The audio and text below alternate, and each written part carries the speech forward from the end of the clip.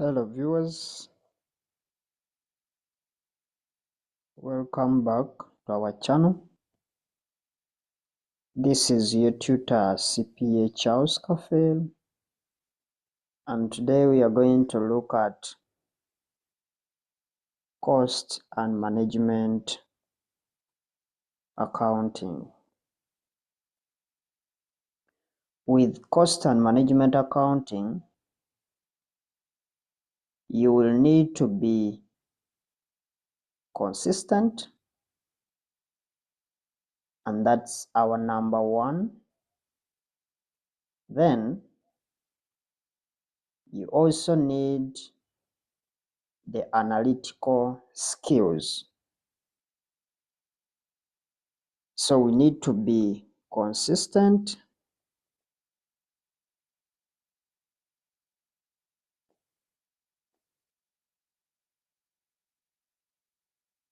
and at the same time we need the analytical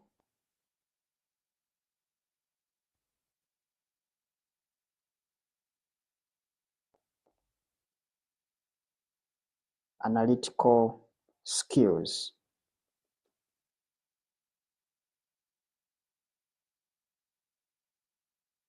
And for passing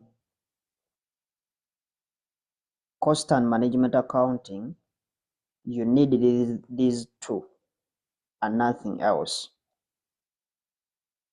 Number one, you need to be consistent, and number two, you need to have analytical skills for you to be able to pass the cost and management accounting.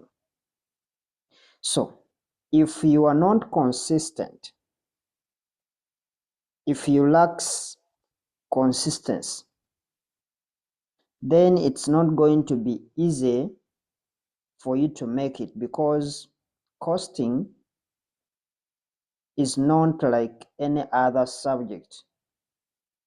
Like for instance, financial accounting, where you expect maybe question number one to be having something to do with financial statements, or maybe you expect to have a bank reconciliation. It may be anything else. For that you can predict. But for this cost and management accounting, it's not it's not the case. So for it, you have to be consistent. Number two, to have the analytical skills. Now, what happens if you are not consistent? It is a matter of fact that here in cost and management accounting, for them they set anything.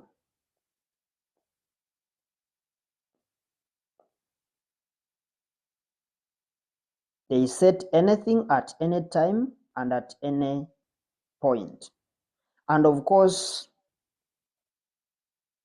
what these days examiners are doing is that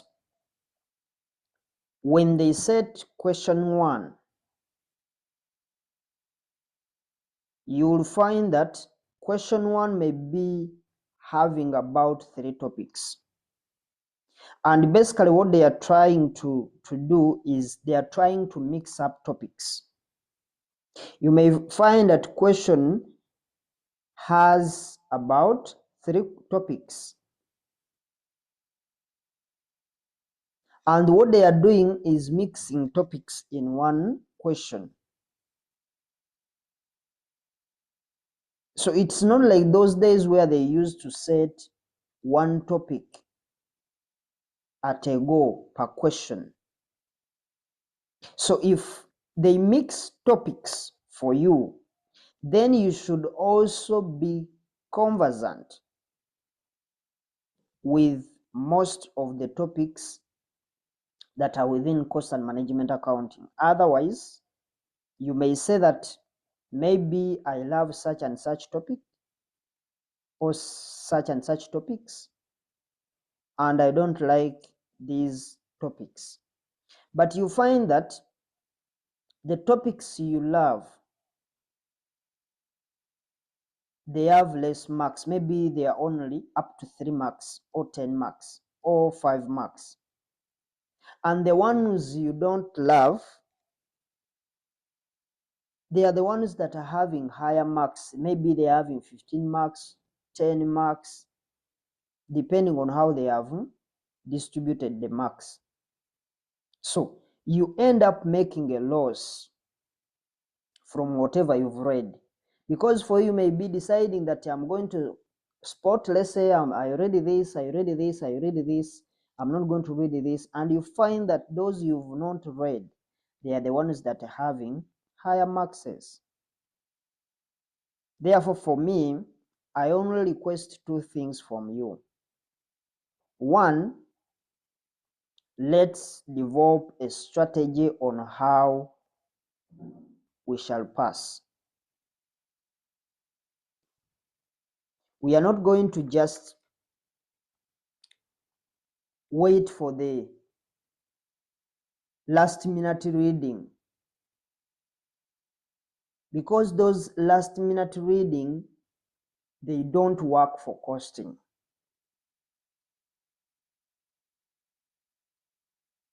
They don't actually work, because costing is more of analysis.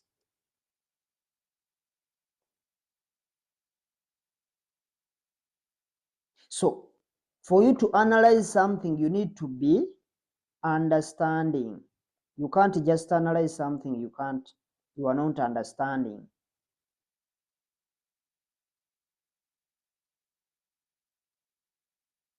So it needs analysis or understanding, and that's all. We are not going to have anything to do with cramming topics or cramming concepts.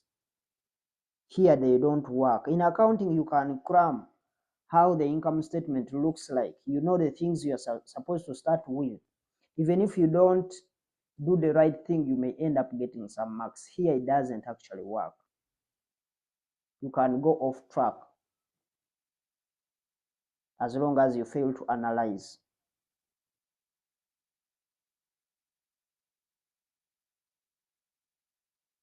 So one, we are not going to involve in cramming topics. We need to understand so that we can be able to analyze. And for us to be able to understand and analyze things, we need to see from the different topics that they have been setting, from the different past papers that you may come across with. And I told you for the past papers,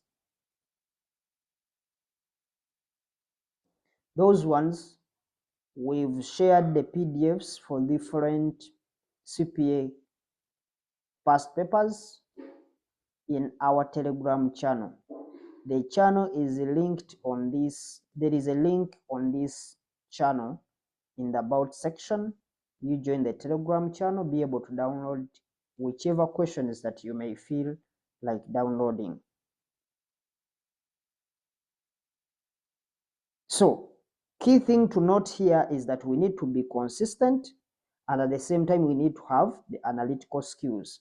And we are only going to be consistent if we keep on attempting numbers from the different past papers that we may come across with. Secondly, we need to analyze the questions. This is not cramming. We don't need to cram concepts here. And being able to analyze, you need to understand the concepts, and you shouldn't cram anything here. So those are the things that I need from you for you to be able to pass this. Now, let me try to highlight something here. Cost and management accounting is the same as performance management. For those doing ACCA, they are the same. And we have an advanced paper of costing and management accounting, and at CPA we call it MDC, Management Decisions and Control. This is at level 2 CPA. But for ACCA, they call it Advanced Performance Management. So you need to take note of those. So whether you are doing performance management or you are doing cost and management accounting, the concept is the same. We are going to go through whatever that we need to know. That's what I wanted to highlight before we go any further. Now, you need to know the paper structure.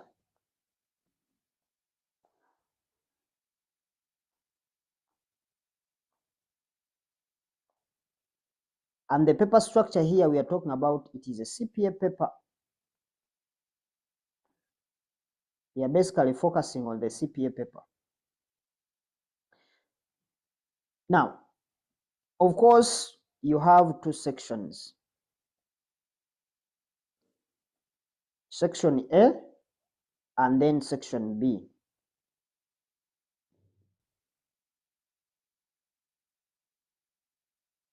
Those are the two sections in this paper. Section A is multi-choice.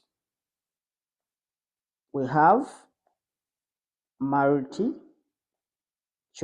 questions. In other words, we have objective questions, objectives.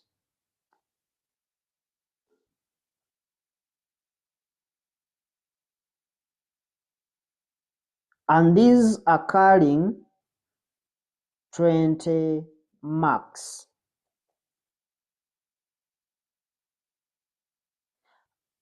And these are actually compulsory. They are compulsory for everyone. And they come on a different sheet. They give you section A on a different paper, then they give you section B on a different paper. So they take this, the examiners, they take the section A paper with the answer booklets, and you are left with only the section B. So whatever you will download from the Telegram channel, it will be only strictly section B. The section A is not there because those objectives, we circle them and we submit them with our answer sheets for section B. So that is our section A.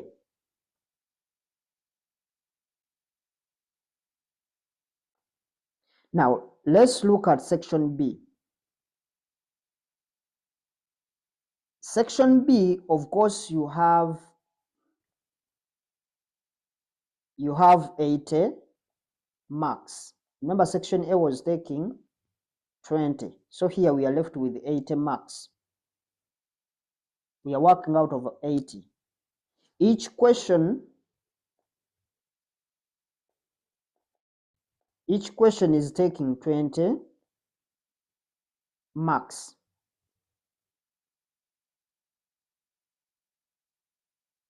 And these are essay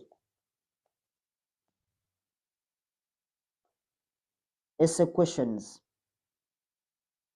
where you are only allowed to attempt 4 questions. Meaning it will be 4 times 20, that will give us 80%.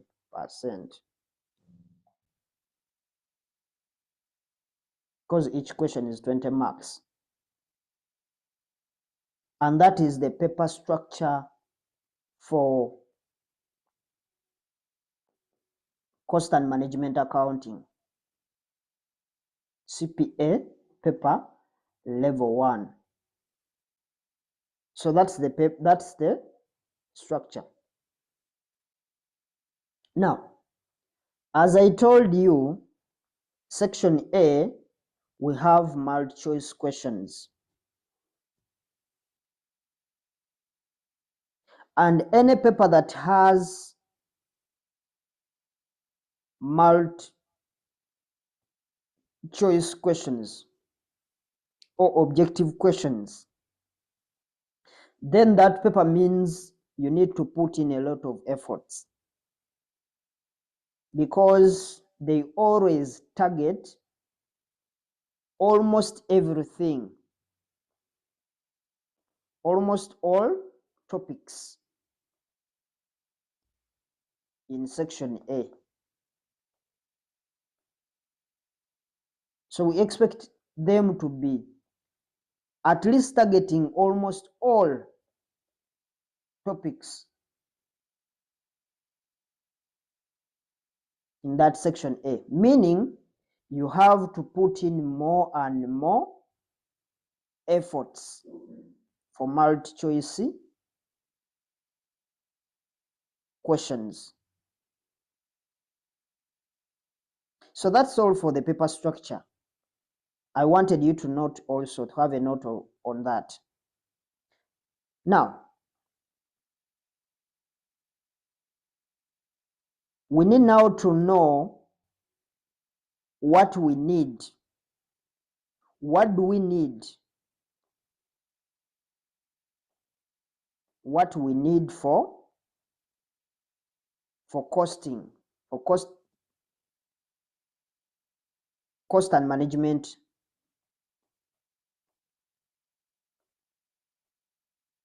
accounting.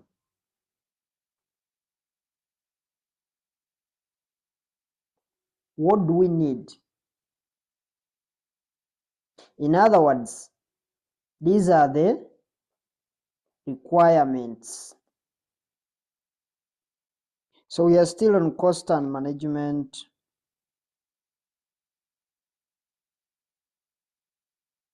accounting,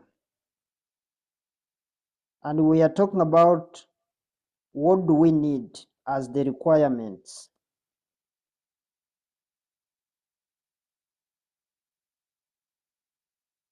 For this paper. So the requirement for this paper, and these are the things that we should have to make sure that we are ready for this paper. Or these are the things that you should have for yourself to be ready for this paper. Number one, you should have a graph book.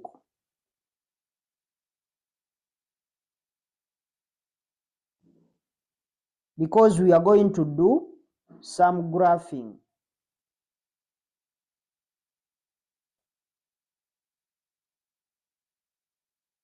So when you are doing some practicals, or when you are practicing in the different past papers, we are going to have to practice or to do some graphs. But what we need to know is that in the exam, they will provide us with the graph books in case you meet a question that requires graphing. So what you only do, you can just raise up your hand, and then the invigilators, they will supply you with the graph book or the graph paper. Number two, you need to have, of course, a long ruler. This ruler should be transparent, not translucent, not opaque. Supposed to be transparent. So we need a transparent one, and it shouldn't be colored.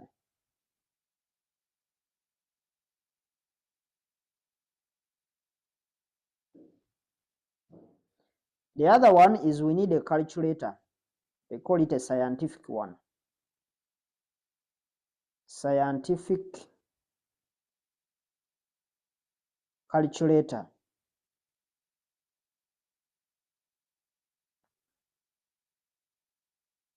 If you can afford, you get FX 991.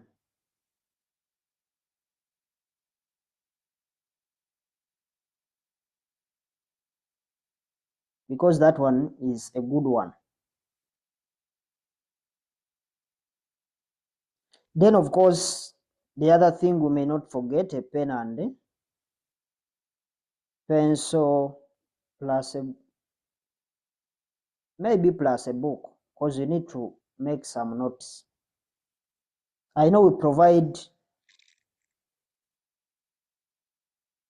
pamphlets or workbooks in soft copies, but you need to have where you can write some things.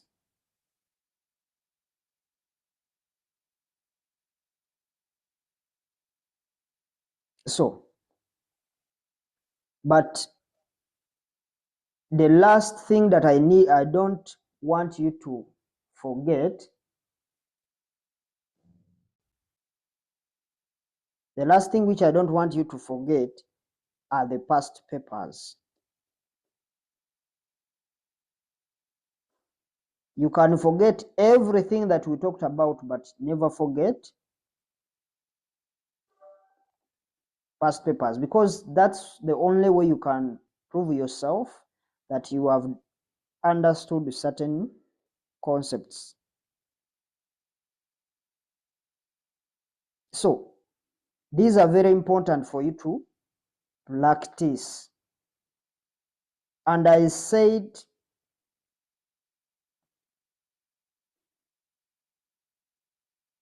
those that can't be able to have the hard copies, you go to our Telegram channel on this same YouTube channel. Telegram channel, then you download. The link is in the about section. In the about section of our YouTube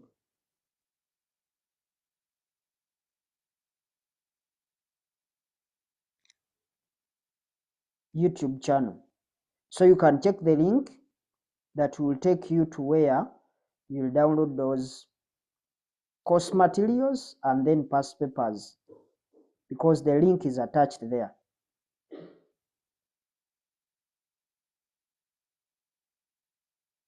So the reason as why I'm sharing this is because I know that classes alone, they are not enough for cost and management accounting.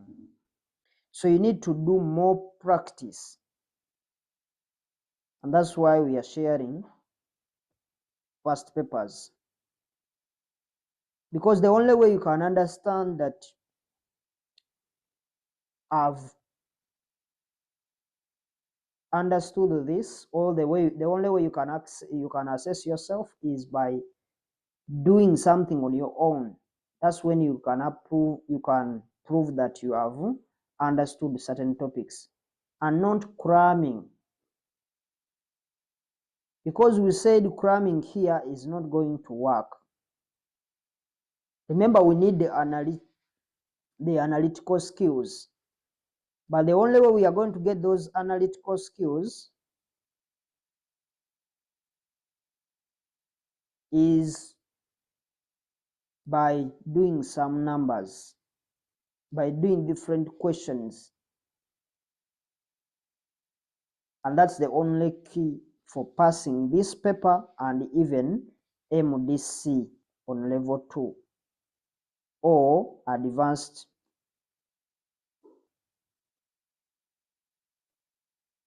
performance management for those doing ACCA. So those are the requirements that I need from you. Maybe the other way I'm going to put in, as as a way of finding how best can we be able to improve ourselves, I'm going to be sharing some multiple questions in our Telegram channel. So if you're not part of that Telegram channel, then it means you will not be able to get some of these. So by you joining the Telegram channel, there are so many important materials that we share there. As long as you are in the docket of accounting and finance, those are there. So that's how we can be able to close the gap, by getting some of those some multiple choice questions in the group or in that Telegram channel. Now, secondly, you have to understand that this cost and management paper is a junior paper for level 1. Let me repeat this. It is a junior paper for level 1, but we have the advanced one,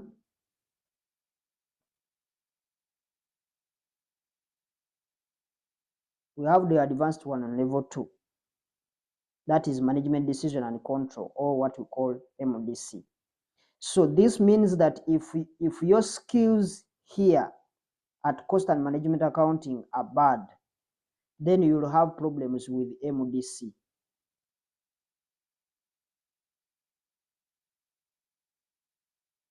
On level 2.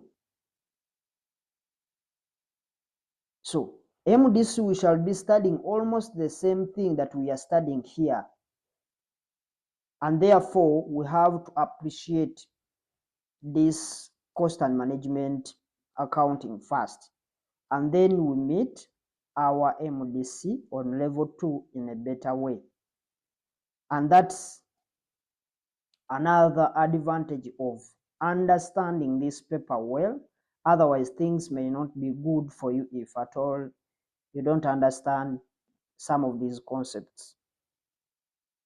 So that's all from me as part of the introduction to cost and management accounting. Secondly, I know you may not have the requirements for now. Maybe you have not got them for now, but I ensure that you keep working on those requirements as we progress in the course. But above all, maintain the consistency.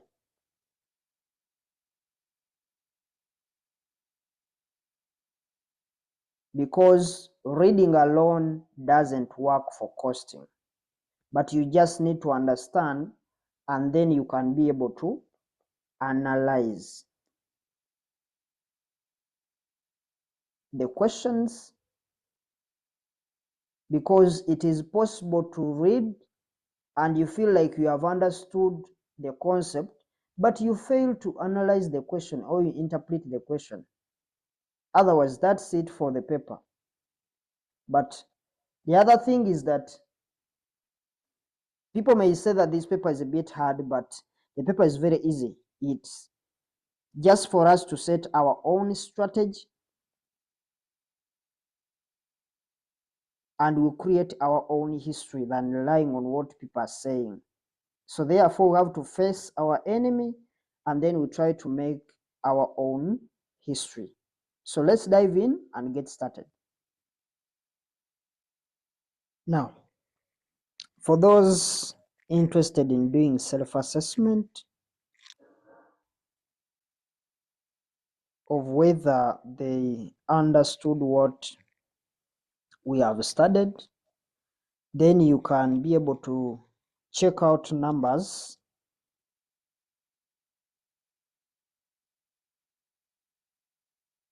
on the topics that we have studied.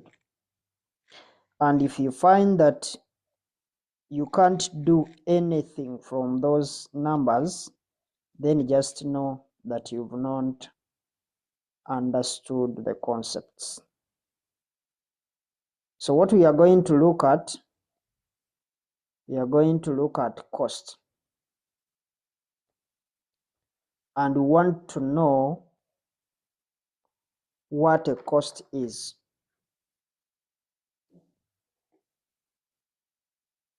So we need to understand what a cost is. And here, there are two things. There are two things that we need to,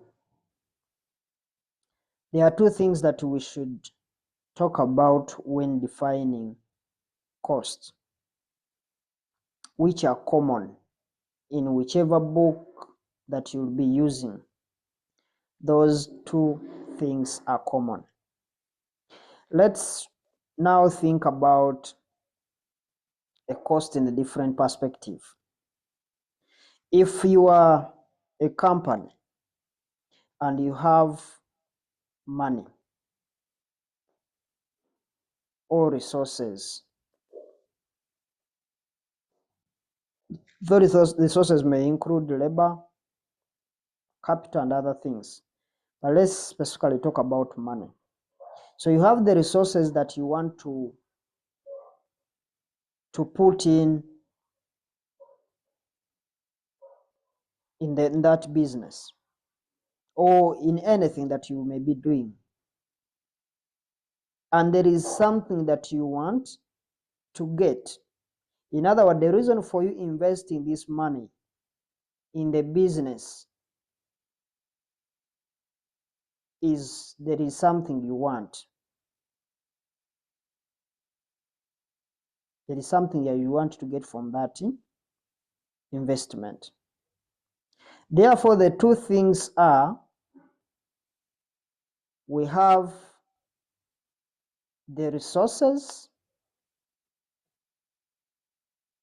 The first thing are the resources,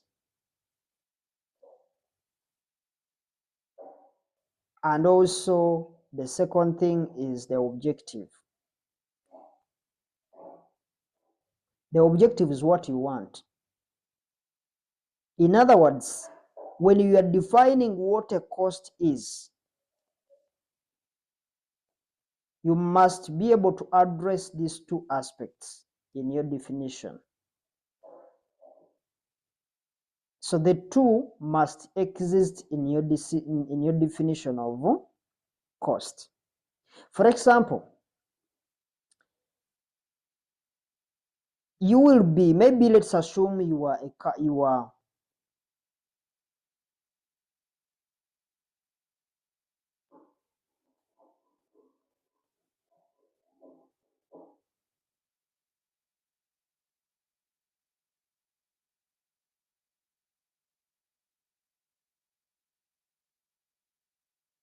I always prefer to have live examples.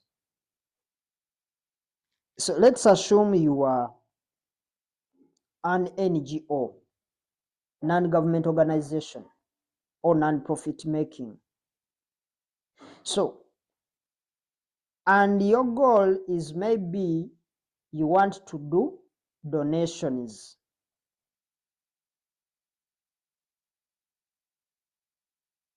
But for you to be able to donate, you incur a cost.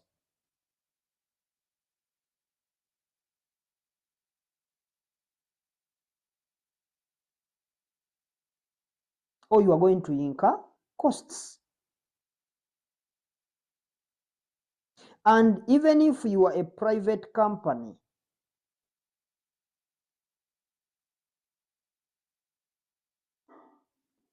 however much these private companies are going to be profit oriented or with a profit motive,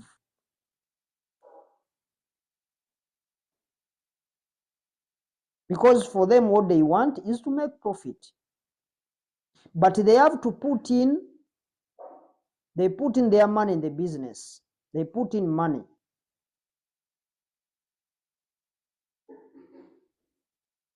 to do something, maybe to produce goods. And within putting costs, there are when they are putting in their money, there are costs that they are going to meet.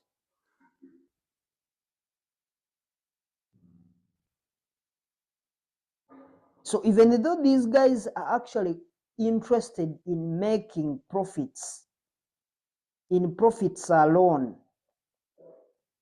there is no way they will escape incurring other costs. So since for them they are profit motivated or they are profit oriented, they are going to make sure that they incur less costs so that they can be profitable.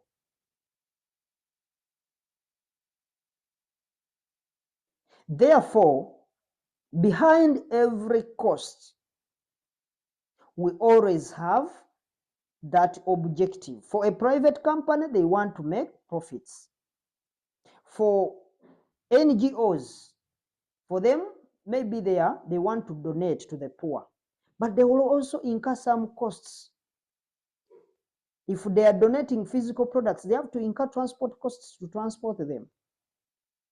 If it is money, they have to incur some bank charges and all that, and exchange losses and charges that may happen.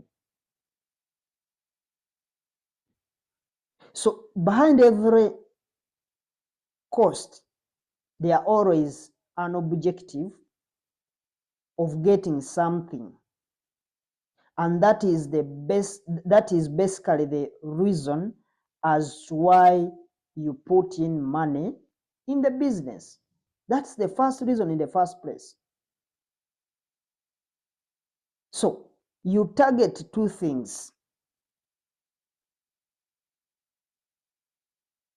in your definition. The first thing, you target the resource, and at the same time, or the second thing you target is the objective. And the rest you can figure out anything that you can add, anything that can be available. You can figure out anything and you'll be able to have that in place. So we've said a cost, we should target two things, the resource and the objective. So let's take this as our definition for cost. A cost can be defined as, you can write if you want, define as a resource foregone to achieve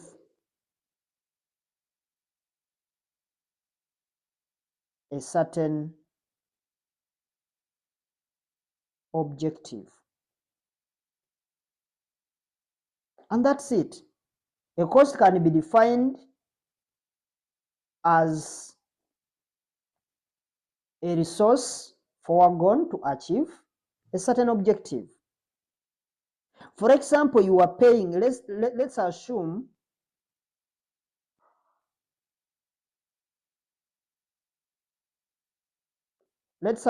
for you are paying for this paper. You are paying tuition for cost and management.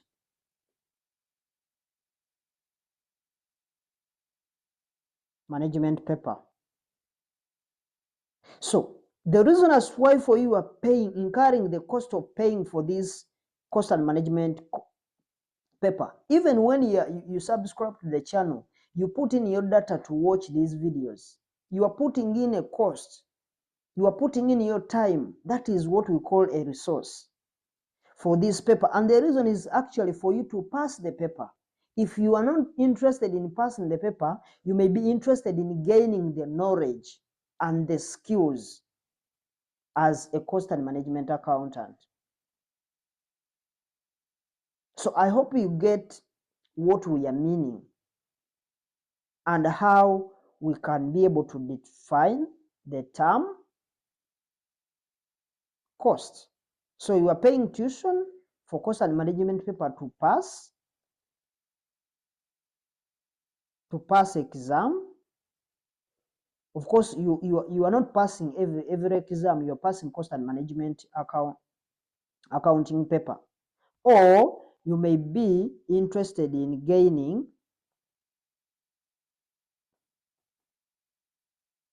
skills and knowledge that is needed for a cost and management accountant. So you are incurring a cost by paying tuition. This is money, and the aim is for you to pass the exam or to gain the skills and experience. So we've put in our two things, the resource and the same time the objective. So that's how we define a cost. Now we've seen what a cost is. We said you are foregoing a resource,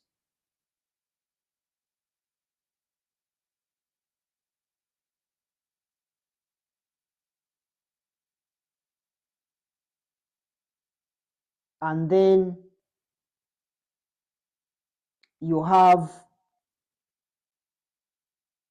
something that you are foregoing it for. So there is something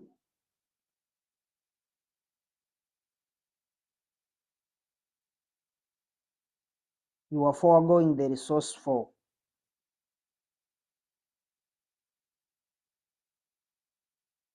That's the objective.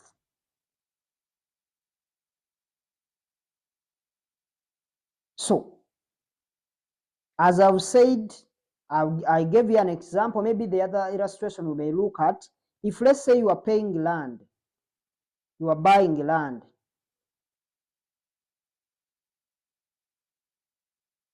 you are buying land,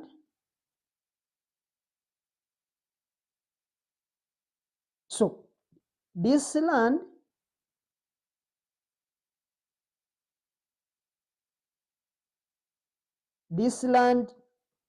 that we are buying is actually the reason as why we are spending the resource. So we are using money to buy land, but the reason is we wanted to acquire land. That's the reason as why we've spent the money. So behind every expense, there is a reason as why you've incurred that expense. But here we are talking about cost. I will give you the difference between a cost and an expense. They are not the same. They are different, but people confuse them. So, in other words, that something for which you are giving out the resource, we have a general term that we give to it. That something that we are giving out our resource for, there is a term for it, and we call it a cost object. It is called a cost object. That is the technical term as per our costing. So we need to look at the cost objective in detail. Now, we know that we've now covered two terminologies. We've defined a cost, and now we are looking at a cost object. So we have two terms that we have already talked about, a cost, and then we have a cost object. So what is a cost object?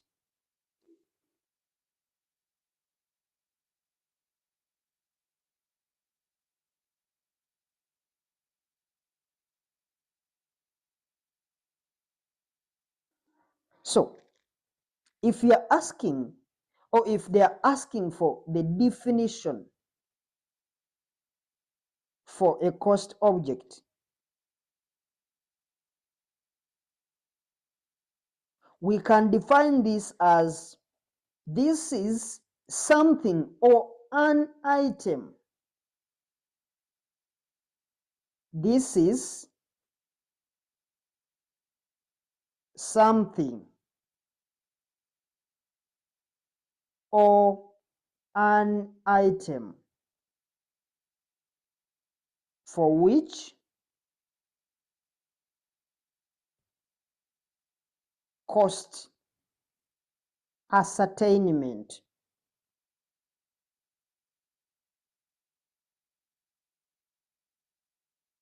is required or is done. But now we've met a new term called cost ascertainment. This is a new term that we've met. But we have known that something for which we need to incur the cost for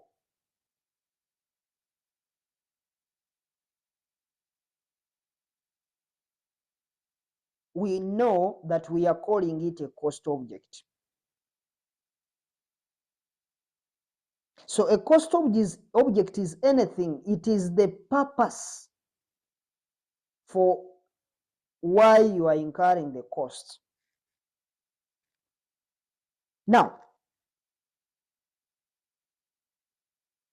that is the technical term that we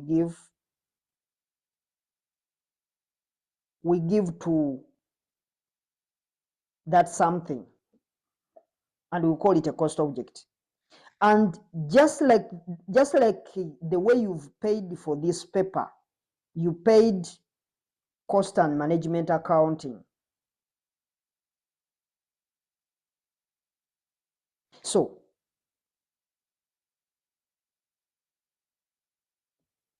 it means that this cost and management accounting paper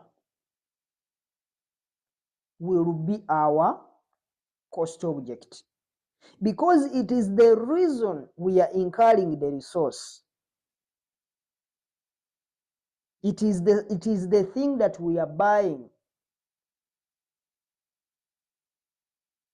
If you buy land, then land becomes the cost object. So the reason we are discussing this is maybe these things, they may actually appear in our objective questions, because we said we have multiple choice. That's why we are focusing on every detail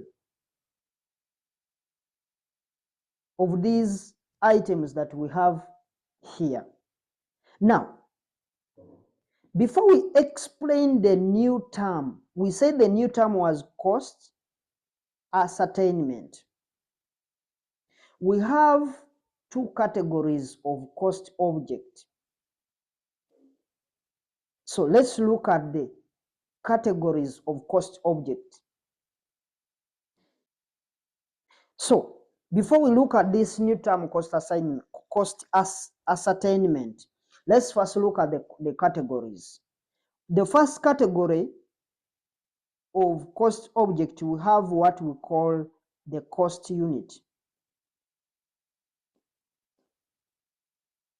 And then the second category, we call it the cost center.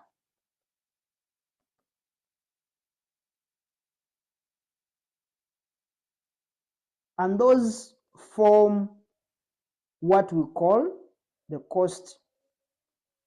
These two form the cost object.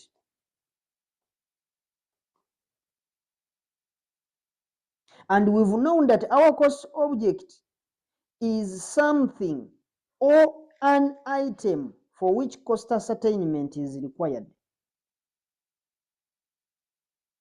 So those two forms forms the subdivisions of cost object, but we want to understand how these two items differ. In other words, how does a cost unit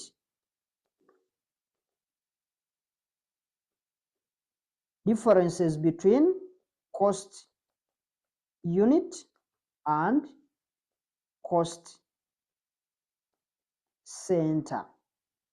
We want to know how does a cost unit differ from a cost center.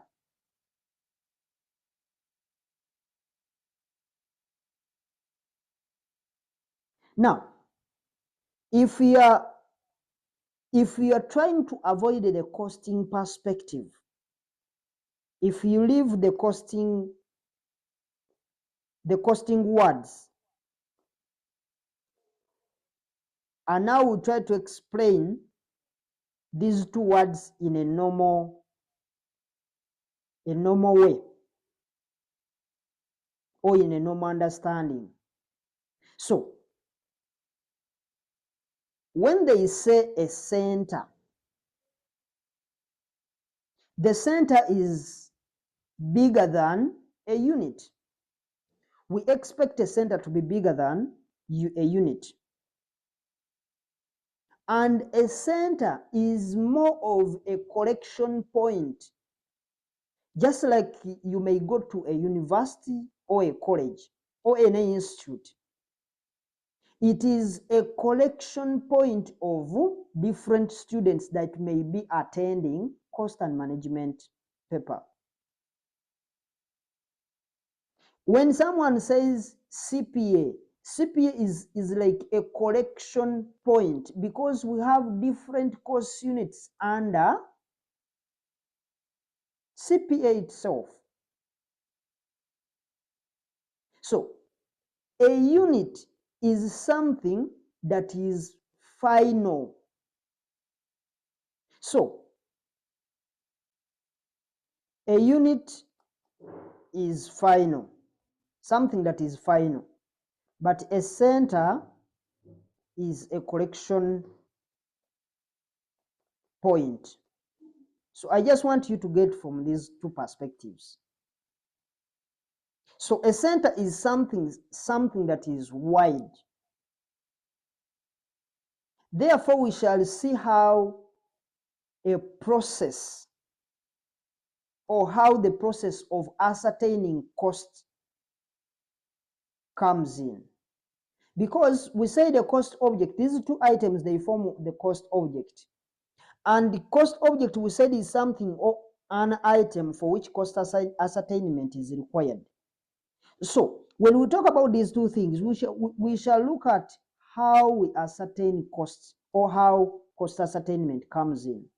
But let's first differentiate what a cost center is as well as a cost unit. But we are very sure that both of these items are under the cost object. We know that these two are the ones that forming the cost object, as we explained. So let's now try to define each of these. Now, a cost unit, you can write. Remember, we said a cost object is an item or something for which cost ascertainment is required. And now, when they want you to explain a cost center, just like we said, a unit is smaller, like a final product to whatever process that you are doing. So if you are asked what a cost center is, you can say that a unit or a cost unit, if you say it is something or it's an item, then you wouldn't be right, because we have to make sure that we maintain the word unit in the definition. So a unit we have to say maybe it is, since it is final from any manufacturing process, we can now say that maybe if the definition would be to maintain the same definition for cost object, but we take away the item and something. We replace those two words. We replace them with a unit. So the cost unit is a unit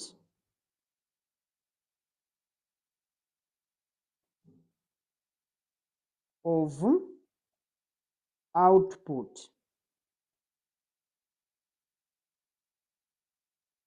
for which cost ascertainment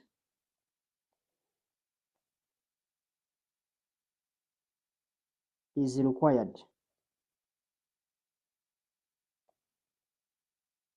So we've maintained the same definition for cost object, but we've removed the word something or an item and we replaced it with a unit, because a unit is something final.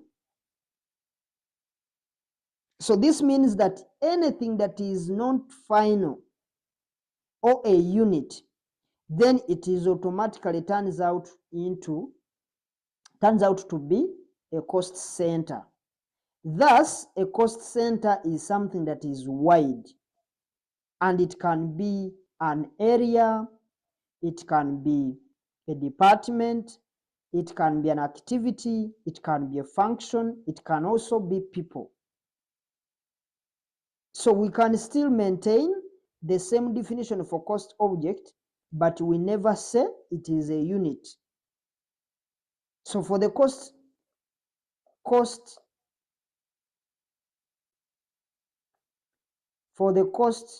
center, we may maintain the same definition. We may say this is an area, department, function,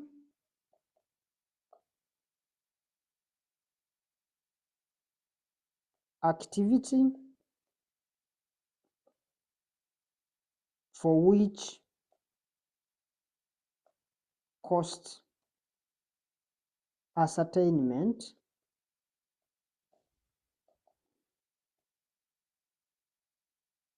is required.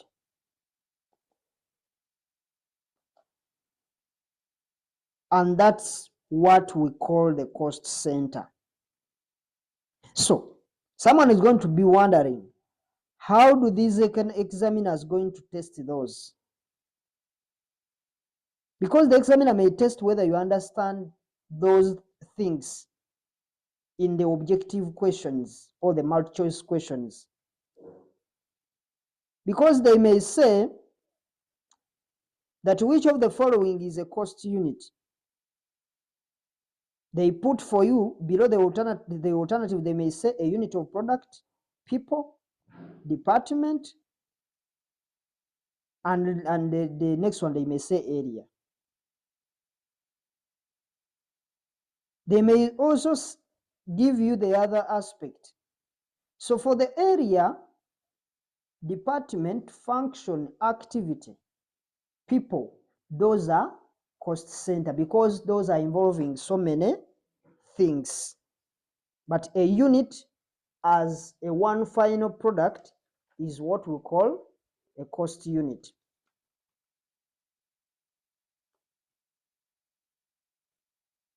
Now, we can also define a cost unit or a cost center by using examples. For example, a cost unit can be a pen, can be a bottle of soda from any brewing company, it can be a laptop, which is just the final output you are selling or you are manufacturing. But a production department, say in Coca-Cola company, is a cost center, because it is a collection of costs of what Coca-Cola is producing. Of course, even management may say that let's organize ourselves internally by activity and not by department. They may not say that we go by maybe function. They may say that we go by activity. For example, the management may say that the manufacturing activity is a cost center for them. But what is coming out of the manufacturing activity are the cost units. Those may be bottle of water, soda, beer, it could be anything. And I hope that makes sense. But now, remember we met a new term. So, from what we spoke about, we have been using the word cost ascertainment. So we need to understand what it means.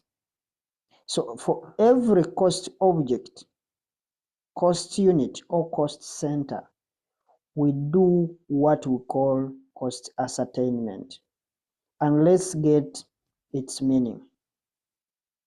So someone can ask that how much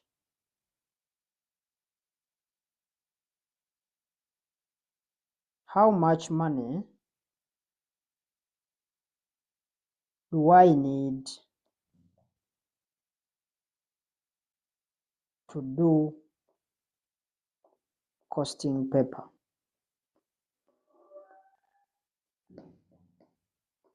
May have that question. A friend, a colleague may ask you, how much do I need to make sure that at least I have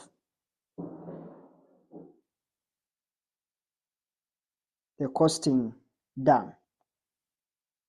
So you will find that for the CPA course, you have to pay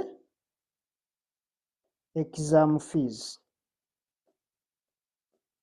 to the Institute of Certified Public Accountant of Uganda, or to the ACCA Institute. You will pay the tuition providers, that is tuition.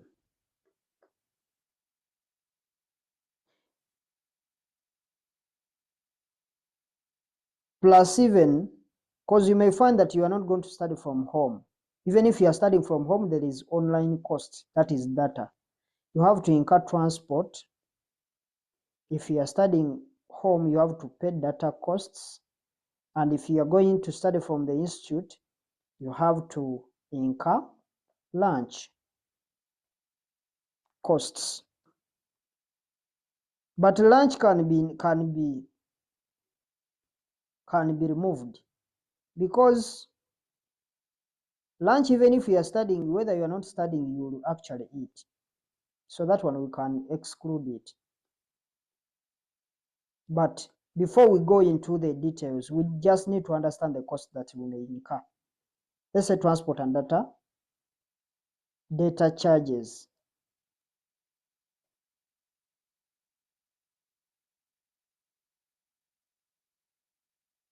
So for those that are going to be attending online classes, you have to have data. And maybe let's assume that this is all you need for a costing paper in terms of the money. So it's like you have done cost ascertainment for the costing paper. Listing all these things gives you what we call cost ascertainment. It's like you've done cost ascertainment for the costing paper, but in a summarized way, where you've talked about the tuition, you've talked about, because the tuition, these institutes, they don't provide lectures. So you have to look for somewhere you are going to study from. For them, they just organize papers and you pay for the papers. So you have to incur transport or data charges.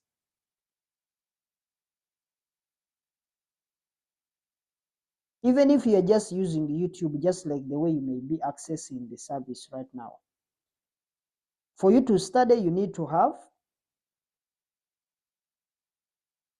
you need to pay exam fees if you are studying. You may not pay tuition, but you are paying data. So at least you will know that these are the costs that you are going to incur. So if you are studying online, then like you're using YouTube to learn some of these things, then you only need to pay the exam fees to the institute. So these other costs, they depend, because someone may choose that I'm not going to go to a tuition provider, I'm going to teach myself, I'm going to just buy books and I read. You can also pass. Therefore, we say that cost ascertainment, it's just the process of determining the cost of a cost object. So even if they say that in our company we have a costing system, and when I talk about a costing system, it doesn't mean you have a software for determining costs, but what you have,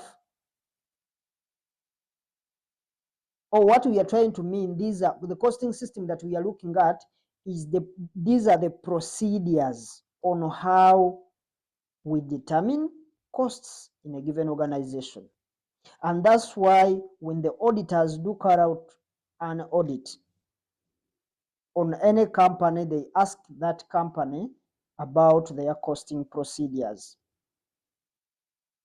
for basically knowing how they determine their costs, and that will be their procedures. So by definition, let's get to understand what cost ascertainment means. So cost ascertainment is the process of determining, you can write, the costs, the cost of a cost object.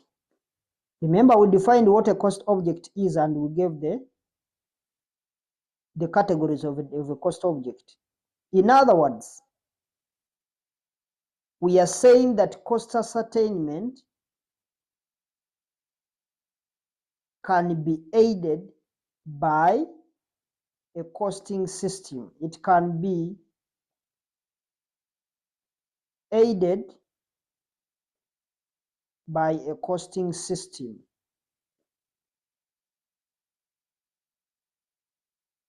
or cost procedures.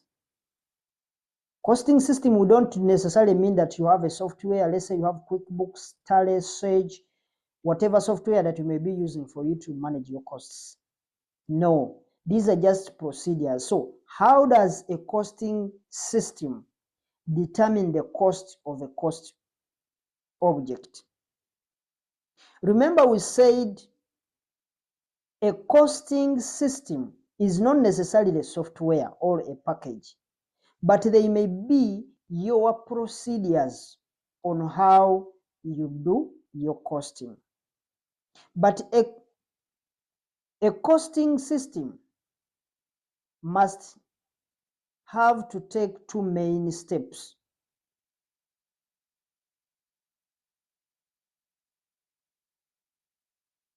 In other words, when you're using the costing system to cost, you'll find that costing will be done in two steps.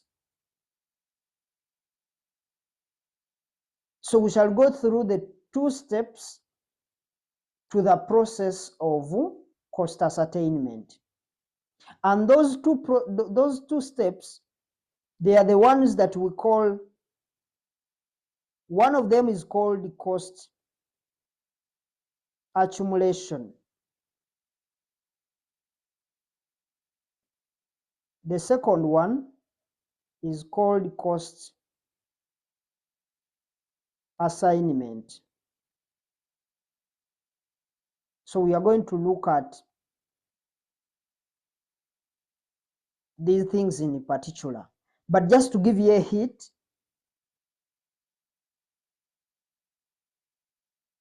the cost accountant will have to accumulate or pile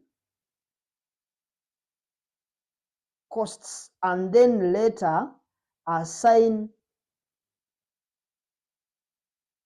costs to the products, as we are going to see.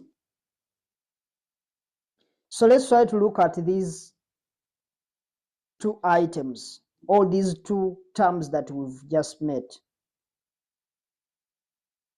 the cost accumulation and the cost assignment. So one, we start with the cost accumulation.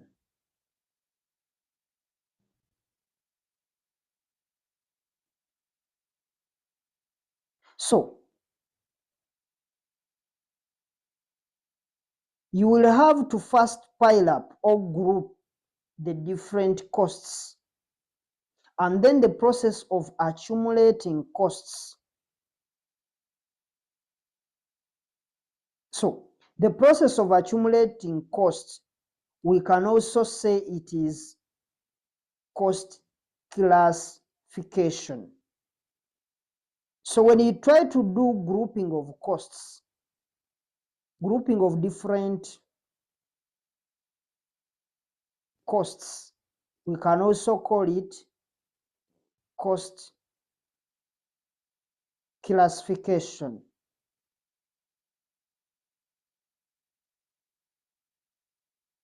Because we don't just group costs, but you may say, let's compile the costs relating, let's say, to materials,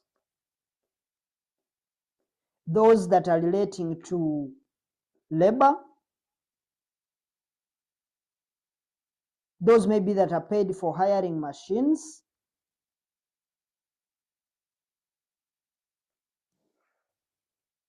and it may be repairing them. And at the end of the day, we know that what we are incurring is specifically going to this category. Because when you group them at once, when you sum them all, you get the picture of what we are incurring as a company. Therefore, if you are doing cost accumulation, it means you are grouping or classifying costs. In other words, cost accumulation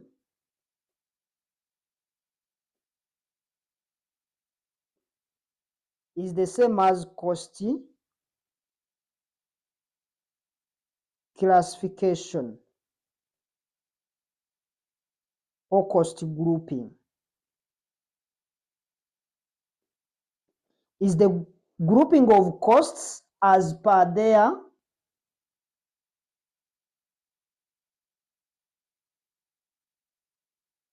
based on a given criteria. They may be in terms of maybe they are similar, as we shall see.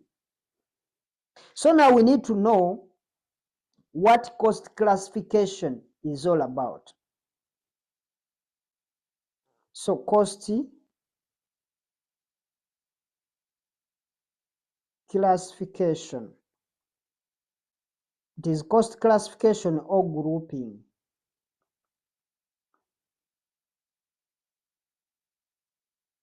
So when you are trying to group or make sure that the group members have the same character,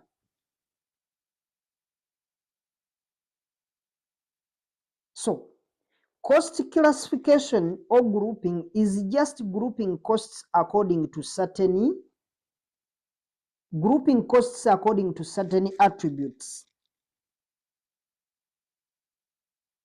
such as those that maybe those that have the same attributes will be grouped together, and they are very easy to decide and identify about what? To incur. So this is what the costing system is doing. That even if you are using a software like QuickBooks or anything, it can easily group these costs in their respective classes, especially when running a report maybe on a given class. Therefore, cost classification or cost grouping is the grouping. Cost classification is the grouping of costs according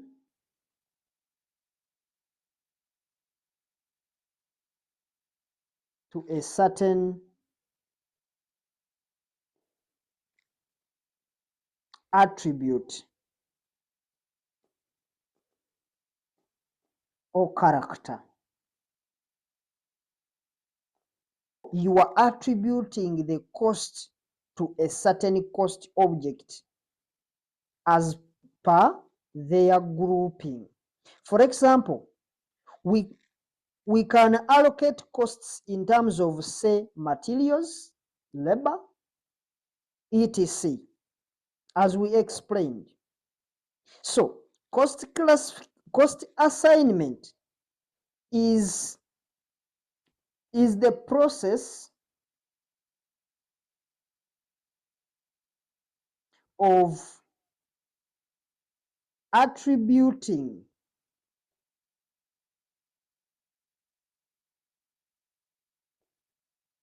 stroke attaching costs to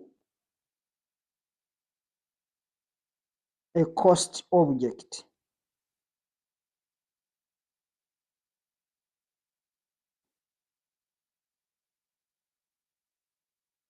It is either a cost unit or a cost center, because we looked at what a cost object is. So that's how a costing system works, where it groups and it assigns costs to the cost object. And thereafter, you will be in position to tell us that, for example, this laptop or this phone costs us 1 million. But because you are a profit-oriented organization, you want to add a profit component to the costs you've incurred in the manufacturing process. Therefore, when you bring this into focus, or when you bring this item into the market, then you can sell it to the customer at, let's say, 1.2 million. Remember, you incurred 1 million, but because you are a profit-oriented business, you want to make profits. You add the profit component of, let's say, profit margin of, let's say, 20% or 2%, depending on whichever percentage you wanted to add. And that's how costing does things.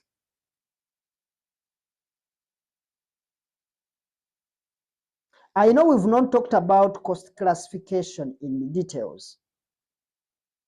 So we are going to look at, after this, we are going to look at cost classification in details. And this is what we want or we expect to learn as cost accountant.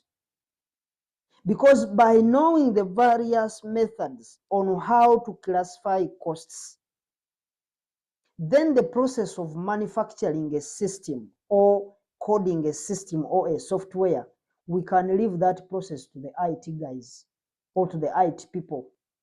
But for us, we have the technical knowledge on how the system works. So let's now try to look at cost classification in details. Hope you've been able to understand the two scenarios. There is called cost accumulation or cost classification,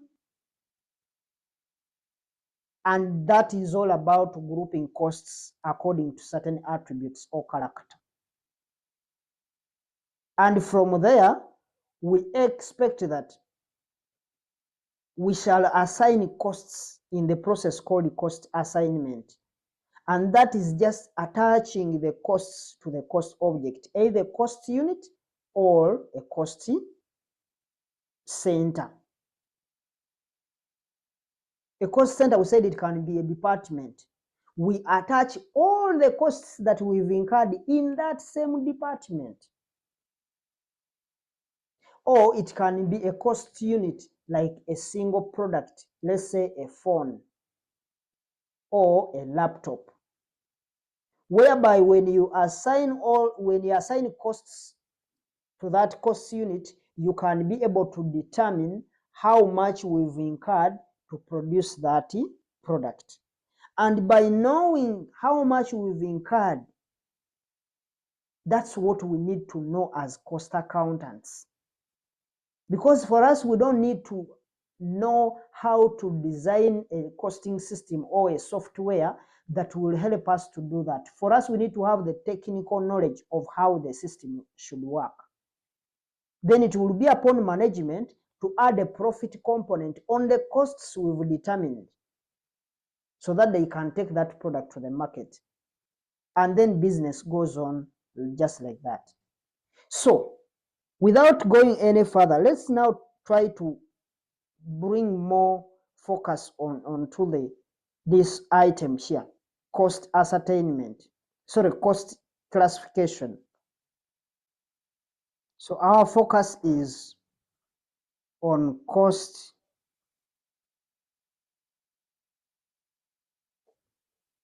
classification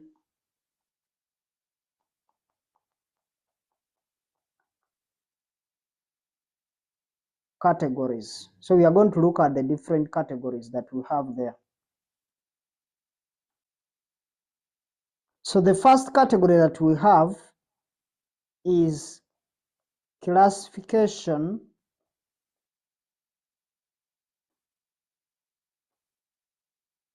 by behavior.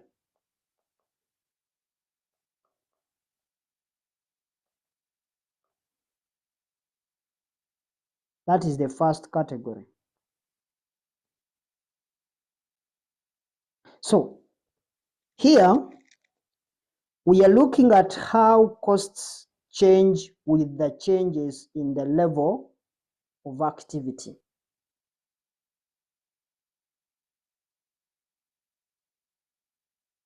And I hope it makes sense because we are looking at how costs are changing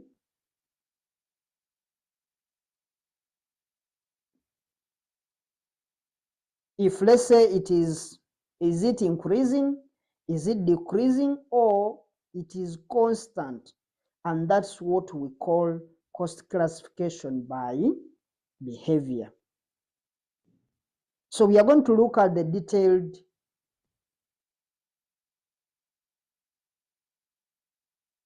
aspects. Therefore, this category explains, you can write this explains how costs change when there is a change in the level of activity.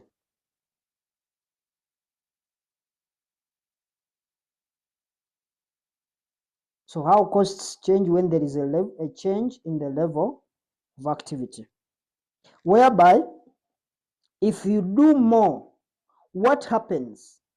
If you do less, what happens?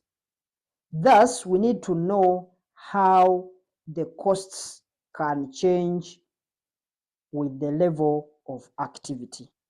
And the following are some of the examples of how we can have those different scenarios. The first one is we have what we call the variable costs.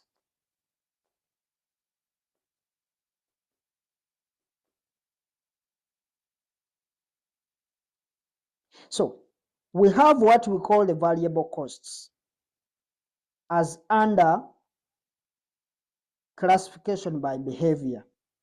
And you can also give the example variable costs as we are going to look at them. For example, the variable costs, we will see that we have the level of activity changes. Then we expect the same change on the side of the costs. In other words, costs change in the same magnitude, and that is a direct proportion and is what we call the variability. So we shall also see that there are other costs that change but don't change with the direct proportion, and we shall look at them a bit later. So the variable costs are the costs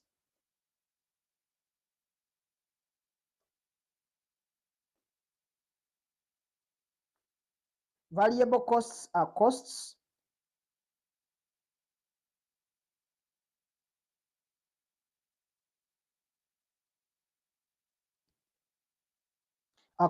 that change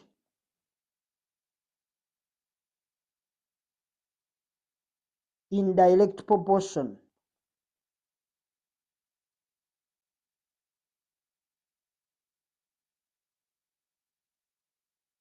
to the changes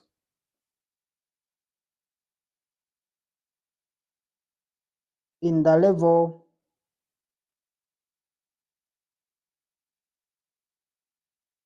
of activity.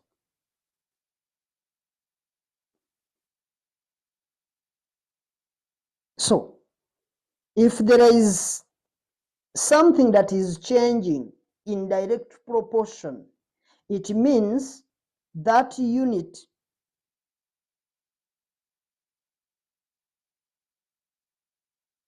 it means that the unit value is the same. For example, you may say that to manufacture a laptop, you need, let's say, 1 million. And now what happens if you want to produce 10 laptops? What will be the cost, or what will you need? Someone will just say it will be the 10 times the 1 million, and that will give you 10 million. And that's because there is a direct variability. So this is because the unit value doesn't change, since it is a direct proportion. We can maybe have an illustration for that. So it is the variable costs. We are illustration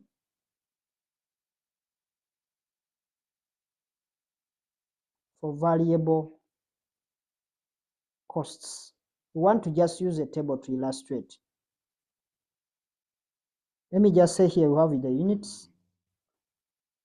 Here we have the unit variable cost, and here we have the total variable costs.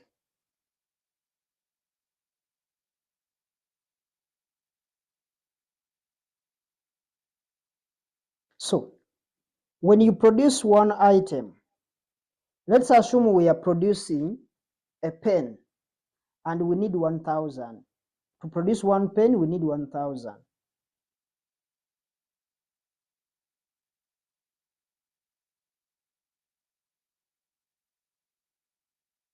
One pen, we need 1,000. Meaning the total variable cost will be the 1 times the 1,000. And that will give you 1,000. So the value is not changing. But for you, if you want to produce 6, to produce 6, it means the unit variable cost will not change. It will remain 1 for 6 for 1,000. So it will be 6 times 1,000. And that will give you 6,000. So if I want 10, it will be, the unit cost will be the same. So here I'll get total variable cost will be 10 times 1,000, and that will give you 10,000. So the above illustration shows that the total variable costs will increase as the level, this one will keep on increasing, because from 1,000 to 6, from 6 to 7. That is as a reason, or as the reason is because we are having an increase in the value from 1 to 6, from 6 to 10. Because this one is remaining fixed 1,000 throughout. So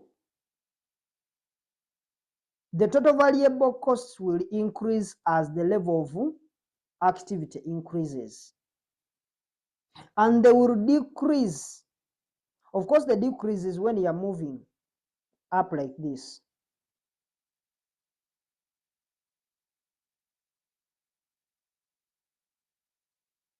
They will decrease. These ones, they are the ones that are going to be decreasing. They will decrease as the units are also decreasing.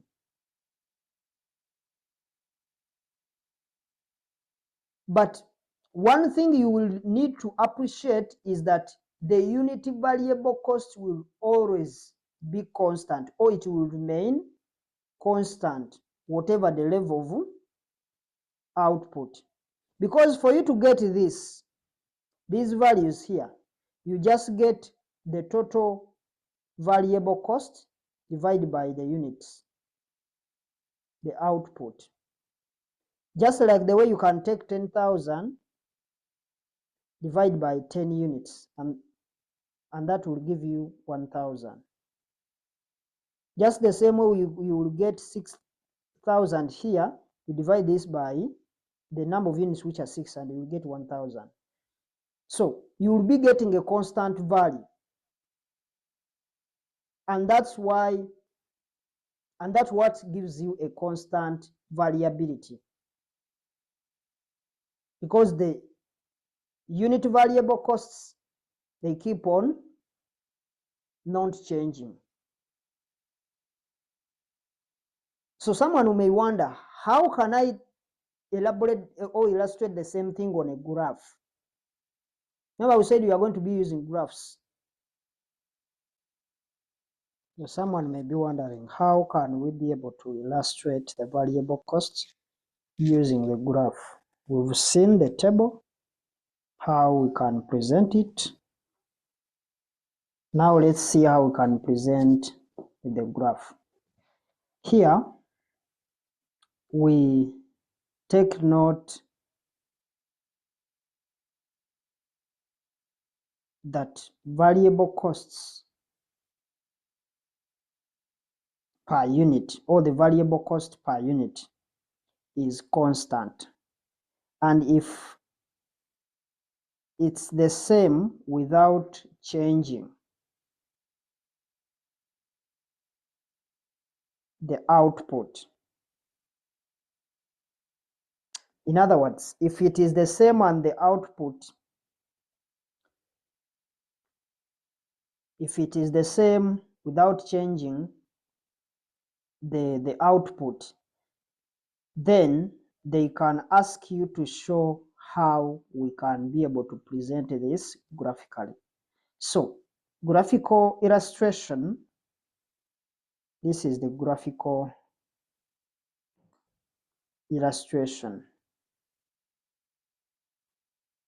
And we are going to start with total variable costs. So, can just do it like this. This will have total variable costs. Here we have the level of activity.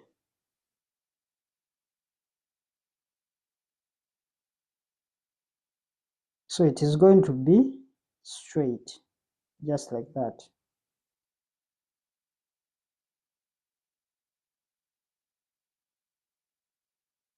We start from here.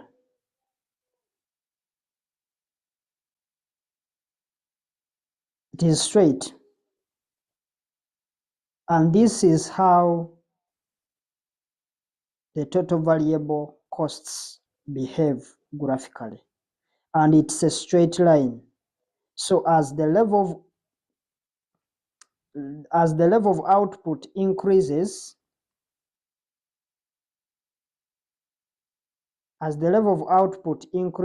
even the variable cost increases.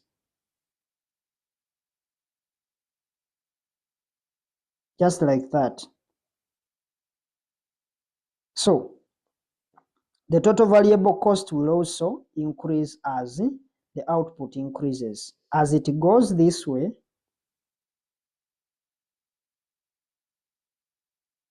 we expect also the cost to increase. So that's the implication. So it's going to be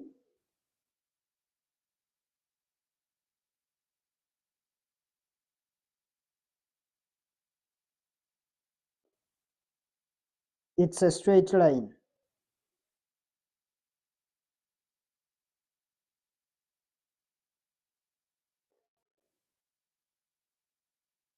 So as the level of activity comes down, they also decrease, thus creating that constant slope. So for the unit variable cost, of course, we can just put it here. For the unit variable cost, it is constant like that. These are the same thing. This is level of, can call it output, but it's supposed to be level of activity level. Then this is the unit variable costs. For it, it is constant, and that's how we illustrate. So it is constant, and the total variable cost vary. So the total variable costs vary, and the unit variable cost isn't changing, or for it is constant, and that's why we have a straight line. So examples, we may try to look at examples of these variable costs.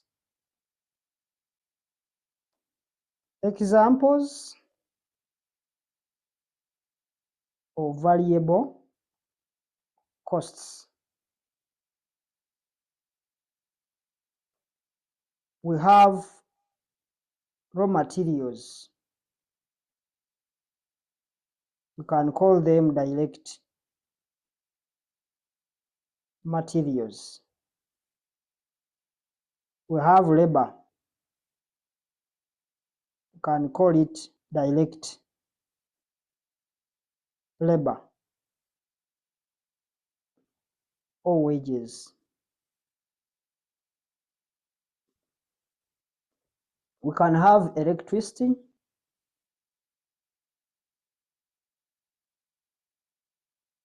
we have a portion that is fixed,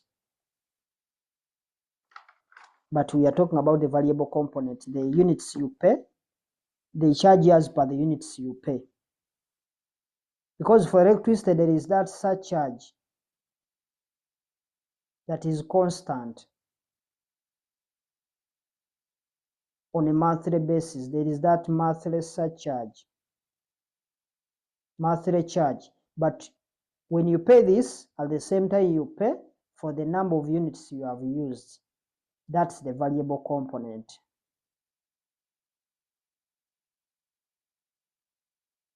So those are some of the examples. Let's now go to the fixed costs as our second category.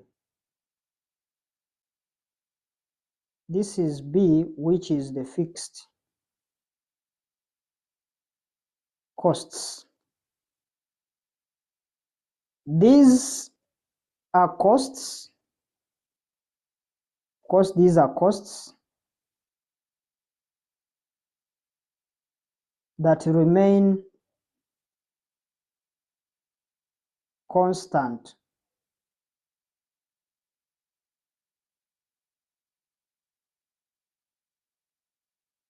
That remain constant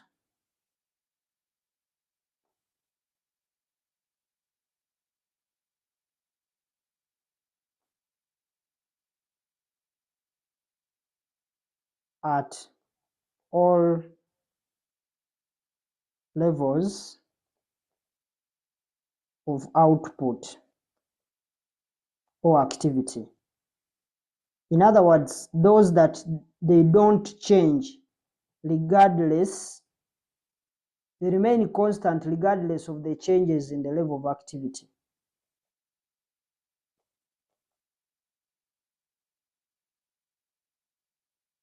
So the examples we may have, rent, we may have insurance,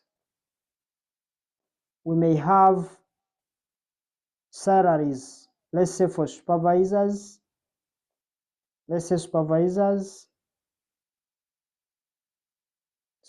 salary, we may have depreciation,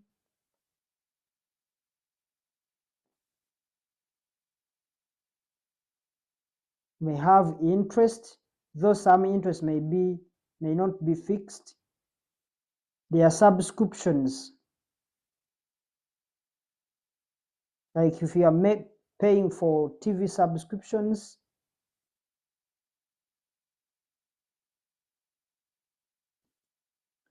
then we can now maybe have an illustration.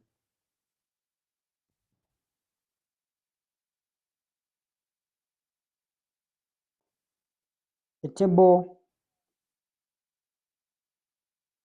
illustration.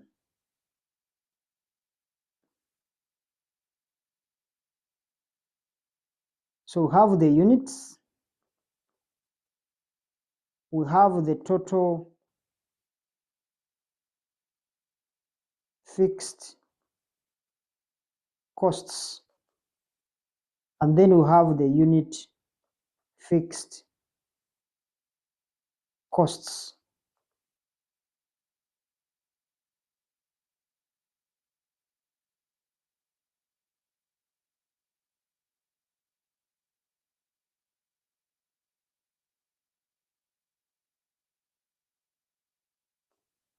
So we may have unit 1, and maybe we are incurring total fixed cost of 500,000. So it will be the same.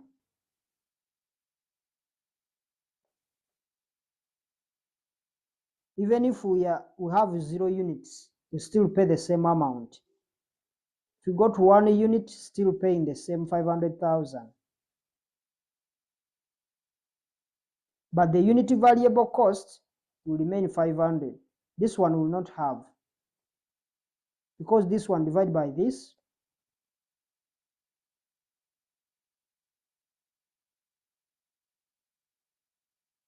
then 500 divided by 1, we get 500. So we go to 2 units, we still pay 500,000, but the unit variable cost will now change. It will be 500 divided by 2. That will give you 250. So from these figures above, the observation would be that the unit fixed costs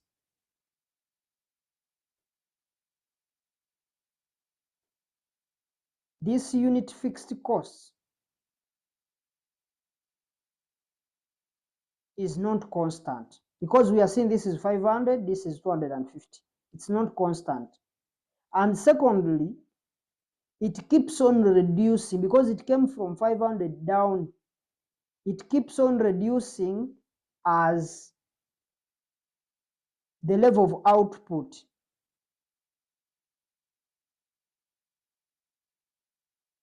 increases. Because you get a higher figure, you divide by the number of units.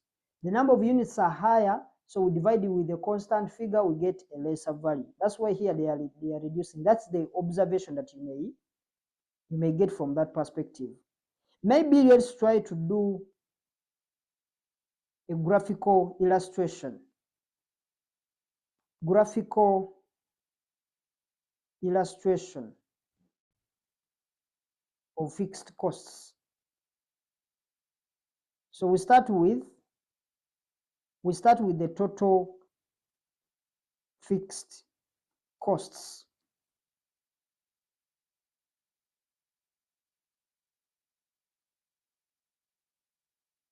Here we have total fixed costs.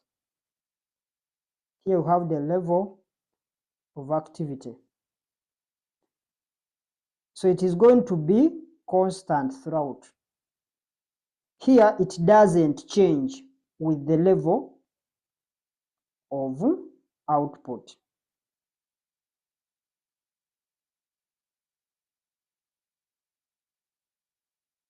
But now, when we look at the unit,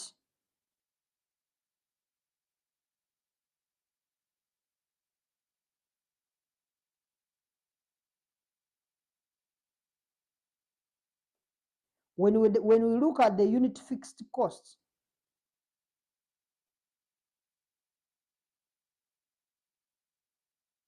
the graph for it is going to be changing. So these are the unit fixed costs, the same level of activity or level of output. Now for it, it's going to be sloping this way.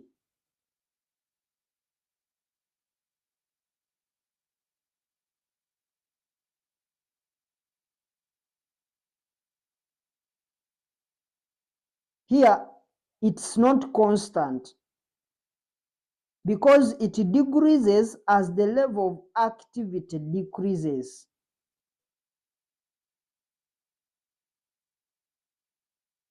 So it keeps on changing.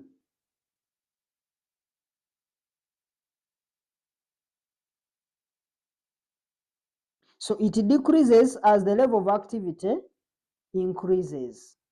You are seeing when you go to this side, it is going to reduce to this point. So it is coming down because of the increase in the level of activity.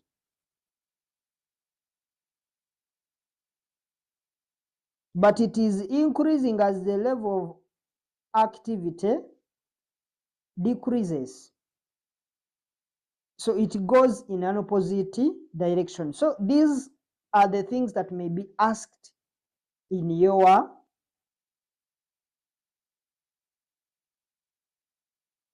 objectives. So you need to take note. So let's look at category C for classification by behavior, which are the same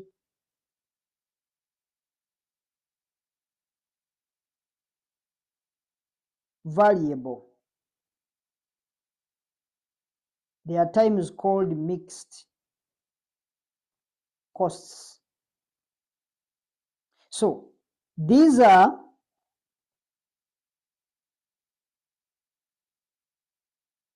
costs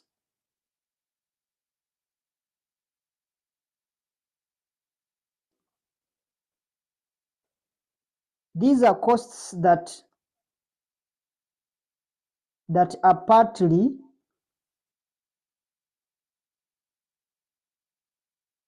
partly fixed and partly variable.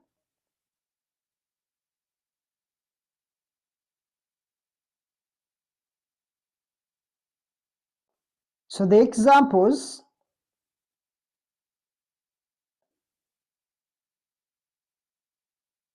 they may include electricity. We say there is that surcharge that is constant. When we talk about water, there are also those monthly charges they charge. You find that the monthly charge is fixed, but you pay as per the number of units you have used. So we have the monthly charge that is fixed plus the number of units consumed. So those different costs, they are the ones that we are talking about. So maybe we'll try to look at the graphical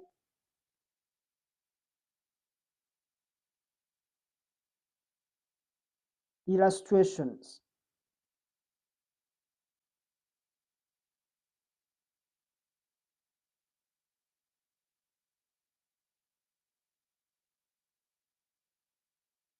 So we start with the total semi-variable. These can be drawn in different curves. The first one,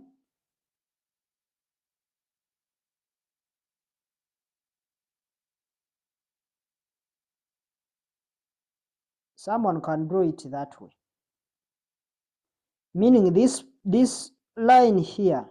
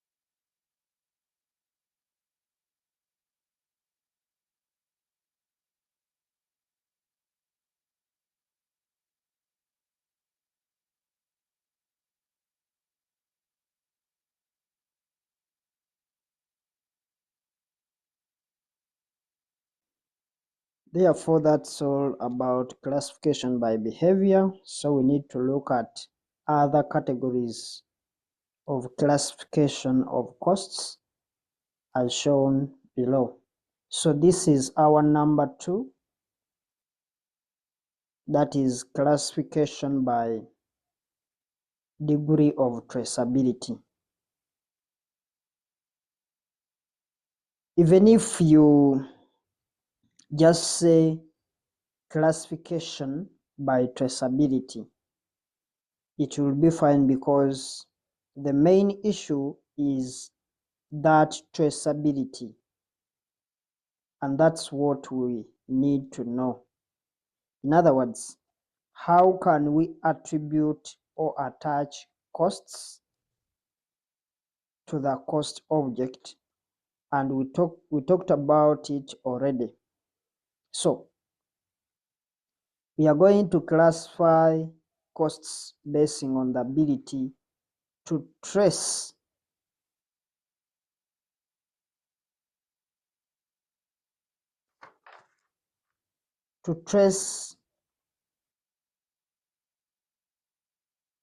the amount to the cost object, and that's what we call the classification by degree of traceability. So this is simply your ability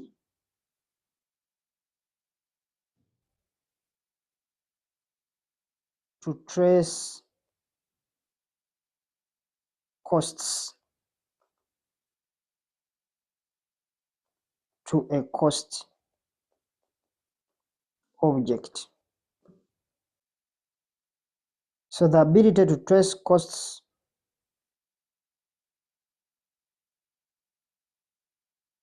to a cost object, and we classify this as classification by degree of traceability. And under this classification,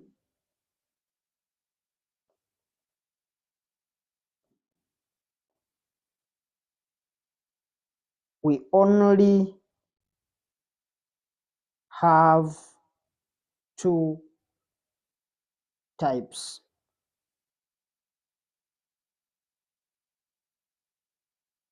And they include, which includes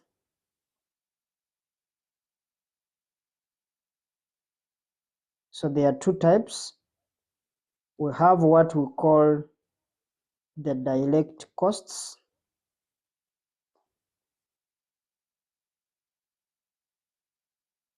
or what we call the prime costs.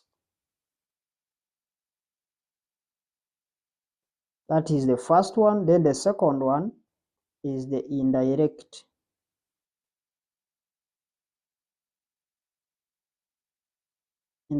costs, and that's what we call the overheads.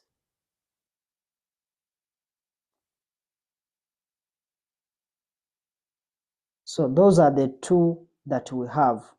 So we need to look at each of them. So let's start with the direct costs. Now, these direct costs, or what we call the prime costs, if you don't call them direct costs, you call them the prime costs.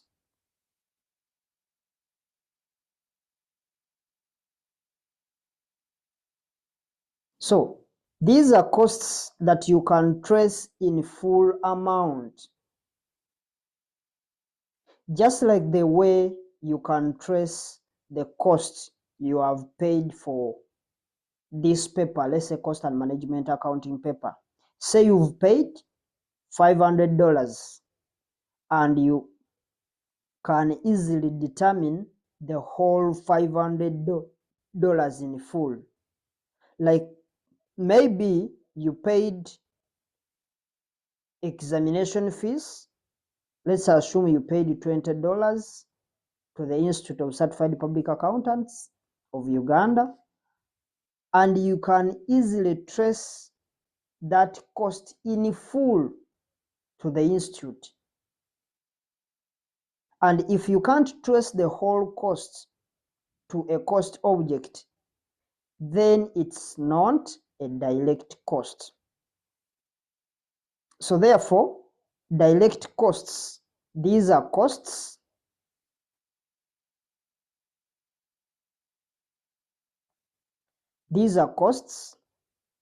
that can be traced in full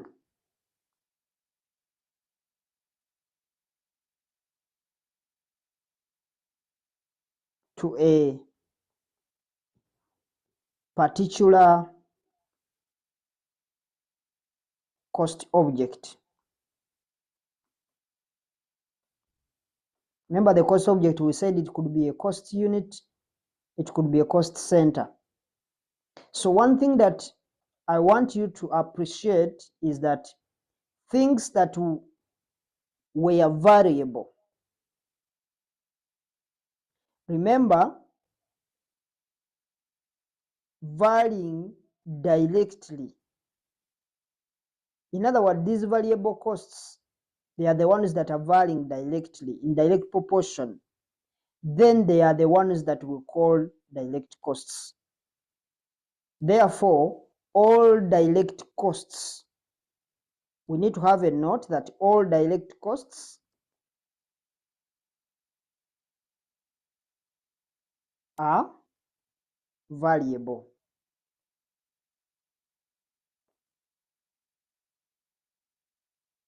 So all direct costs are variable costs.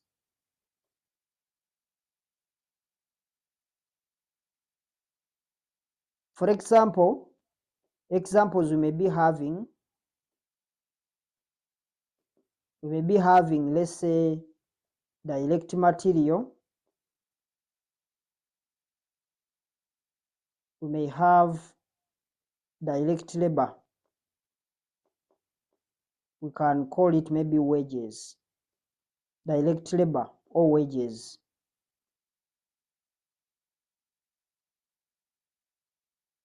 However, we should note that all direct costs are variable costs, but we should never say that all variable costs are direct. We need also to note that not all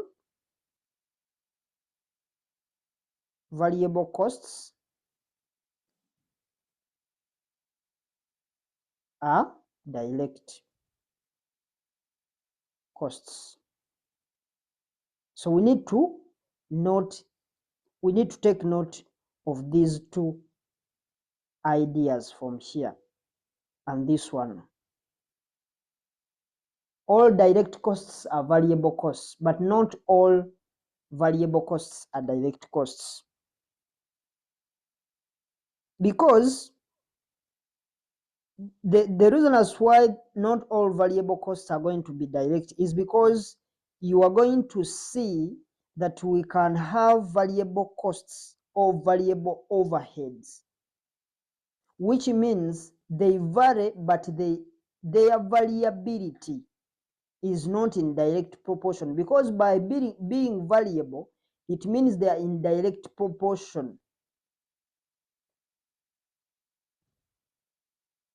But we have those costs that are not going to vary in a direct proportion.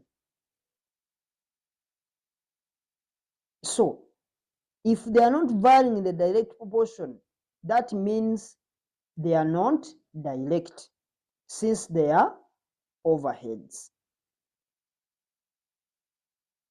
So now let's look at the second one, which is the indirect costs, stock overheads.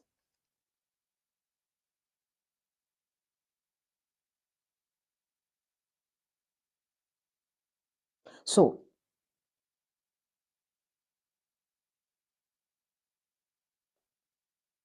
these are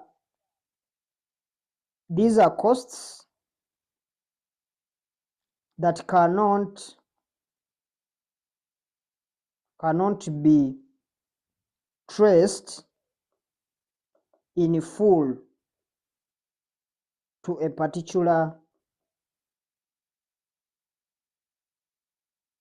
cost object. So most cases they can be fixed, and fixed depending on the scenario. For example, we can have an example. I may be paying rent as an expense.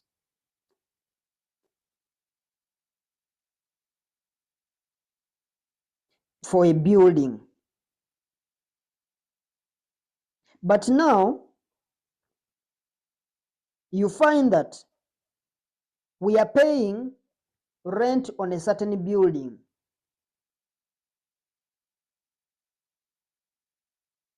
But you find that we are now manufacturing, let's assume we are manufacturing soap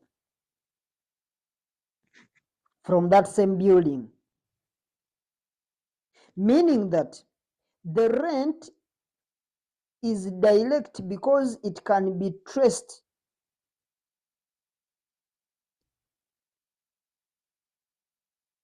to this department.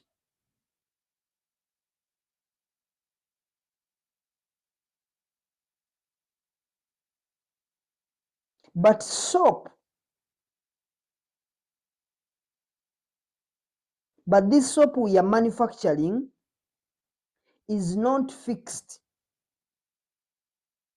and it is indirect, or it is an overhead, because we just share the rent to what we are producing. In other words, we are saying if the costs are indirect, then what do? You have to share them among the cost objects. And we shall look at how we'll be able to share those costs in details in later courses. So for this rent, if you are paying the rent for a building, and that building has a production department, yes, we are seeing rent as itself is direct to the department, but there is no way we can trace a bar of soap and we try to know how much rent have we incurred in the production of soap. It is hard. So this production department is just part of the rent that we are paying out. Remember, the rent is for the whole building, but the building has maybe one floor for production, and production is only maybe taking that first floor. So you find that the rent expense that we are incurring for the building is supposed to be shared within the products that we are producing in the production department to be able to get its correspondence to the rent, or to get its proportion. So that means the products that we are producing in the production department, they will be we shall be having rent as an overhead because we can't trace it directly from the product. It's the same thing that you can't assume that how many units have we put on a particular product, how many units of electricity have we consumed on producing one unit. It is hard. We are paying electricity for the whole building, but there is what has been shared by the production department. That's why we apportion, and apportioning those overheads will come at a later stage. or we shall explain it in a later videos. So therefore, that's our classification by traceability. And we know that we have both the direct and the indirect cost under our second classification. That is classification by degree of traceability. So let's try to look at another classification. And this is going to be classification by nature. This is going to be our number 3. Classification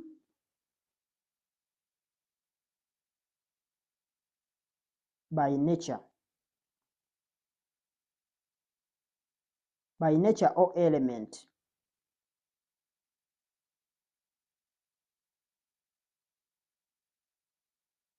So, for whatever we are doing,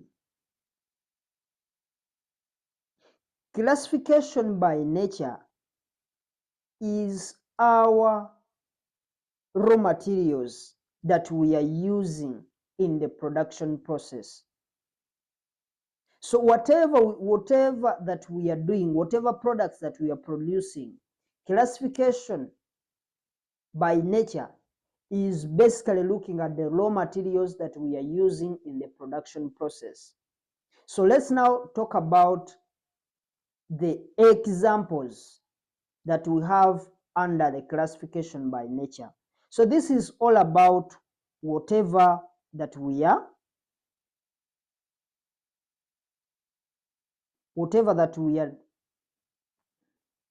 using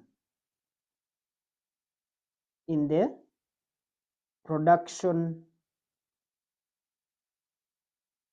process as our raw materials. So that's classification by nature. So we need to look at the different things, all the examples that we have. We have raw materials. So these are the things that we use, but they are by nature. So we are not interested to know whether your raw material is direct or indirect. But what we are looking at is we are trying to look at what you are using naturally. Therefore, by saying nature, we can say that raw materials are tangible. And even if they ask you for the examples, and you give a material that is direct or indirect, then it would be okay. Since here we are just looking at the nature of the cost.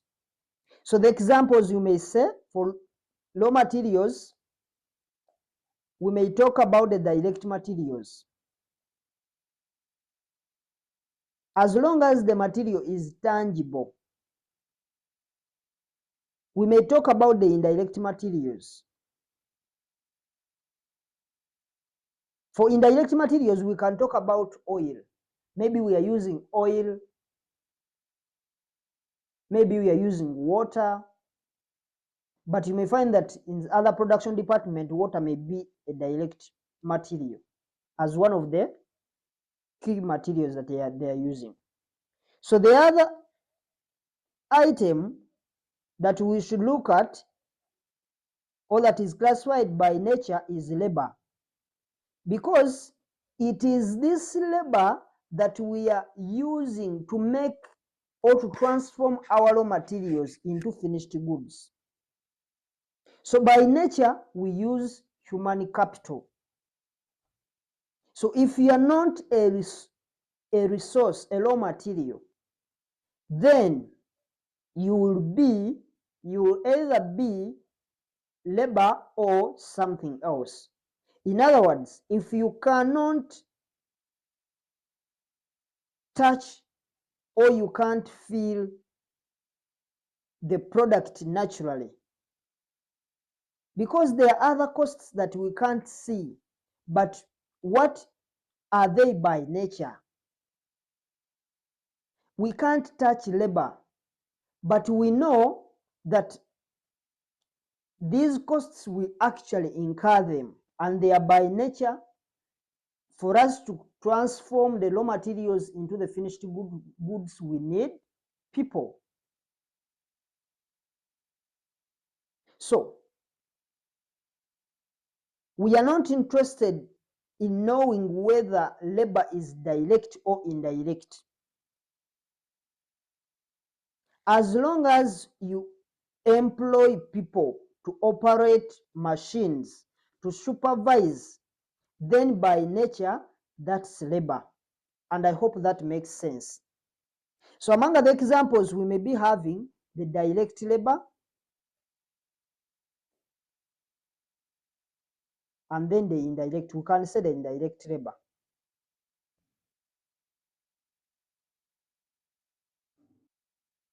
Then we need to look at the other category, because there are three.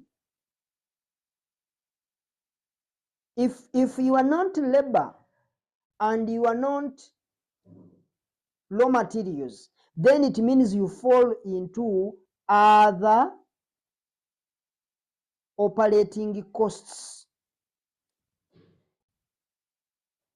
We call them other operating costs or any other costs.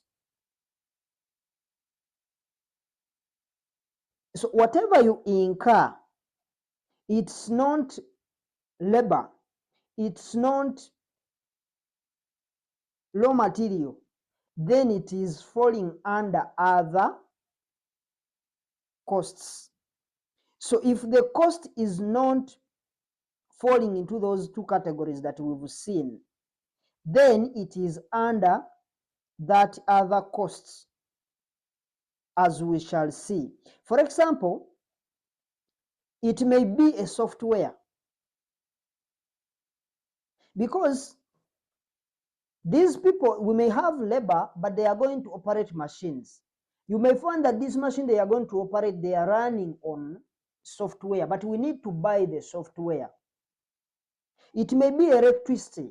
Yes, these people are going to come in and they start packing products, but those products to be produced, we need electricity. So those are going to fall under other costs. We need to hire cranes that are going to offload and load some of the heavy containers of the products that we've produced. All those costs are not tangible. They are intangible in nature, but we incur them. And by nature, they are falling into other operating costs. They are not supposed to be capital costs, because they are those that are supposed to be capitalized on the cost of the asset. We are not talking about those ones. We are meaning operating costs, that if we don't incur the costs, we will not be able to operate. So it is the cost that is available, but we can't see it. So it's by nature other operating cost, as long as it's not raw material or labor. And that is our classification by nature or element. So let's now look at our last classification, and that is going to be classification in relation to decision making. So it is classification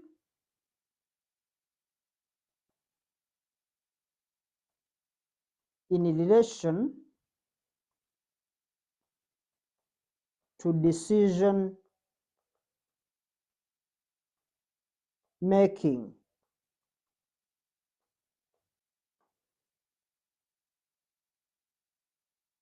Classification in relation to decision making. That's our class number 4. So here we base on the decision, and we have two categories here. We shall understand it in details when we go to our topic. There is a topic that is all about decision making. So we shall understand some of these in details, but we just need to understand the examples. But we have a topic for decision making. We shall look at them from there in details. But we have what we call the relevant costs.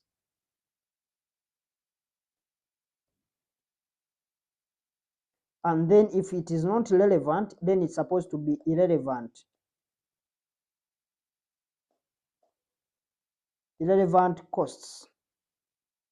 So we shall look at some of those costs when we go to our decision making, but we need to maybe to throw some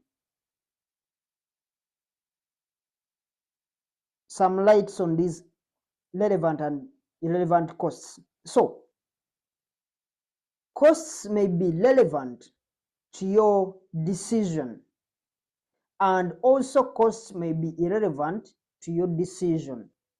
And even if you don't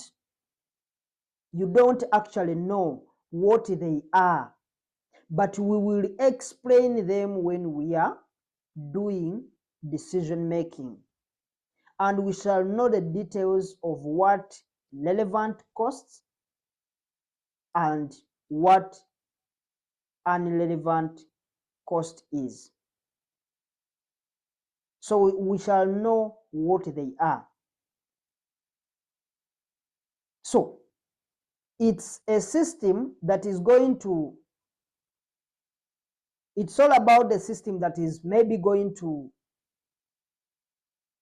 say that maybe we try and drop some of these costs basing on what classification that you have received. Because there are those costs that are going to be irrelevant to a project. We shall drop them. And those that are relevant, then we shall incur them. That's the main thing that we may talk about. Because when you look at the relevant costs,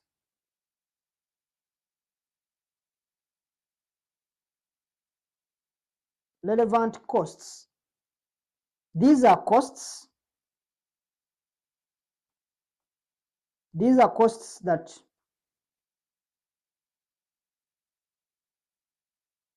differ among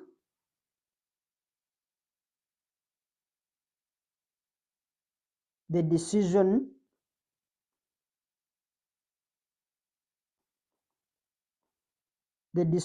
alternatives or choices.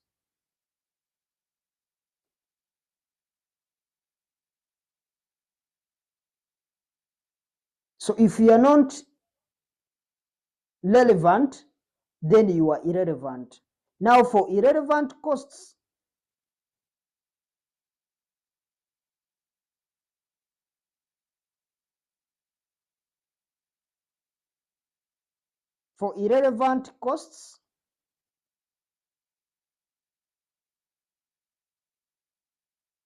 these are costs that don't differ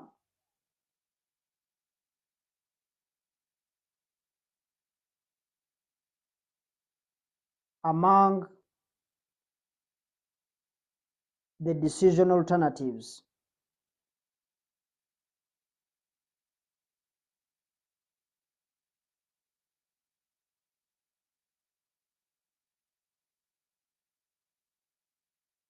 Or choices.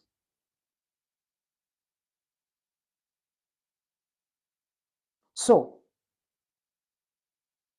we are not interested whether you are a fixed cost or you are a variable cost, but we are only looking at whether you differ or you don't differ, and those are the ones that we are going to call relevant ones, and those that we are going to call irrelevant ones. So we can categorize them based on the decision-making criteria.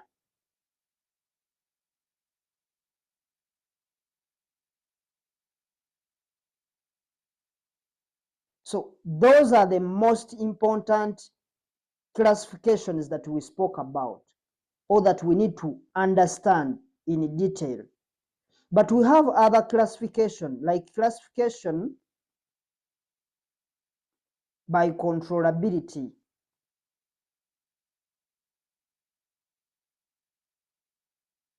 So, in other words, we can control the costs, or we can't control the cost. So we have the controllable costs and uncontrollable costs. However, even these ones, we shall understand them more when we are doing decision making. So the reason why I expanded the classification by behavior and the classification by traceability is because we apply them throughout the course.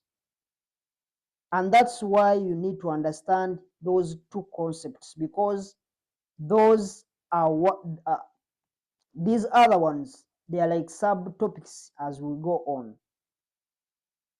So we shall talk about the controllable costs and uncontrollable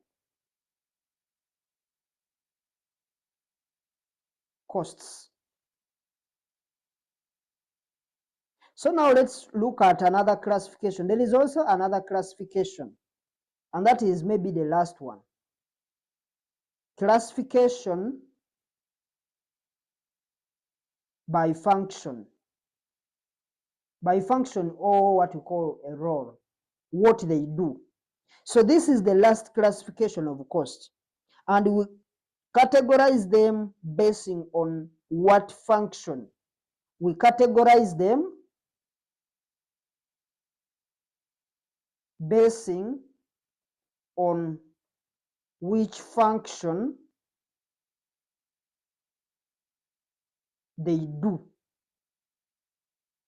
in an organization.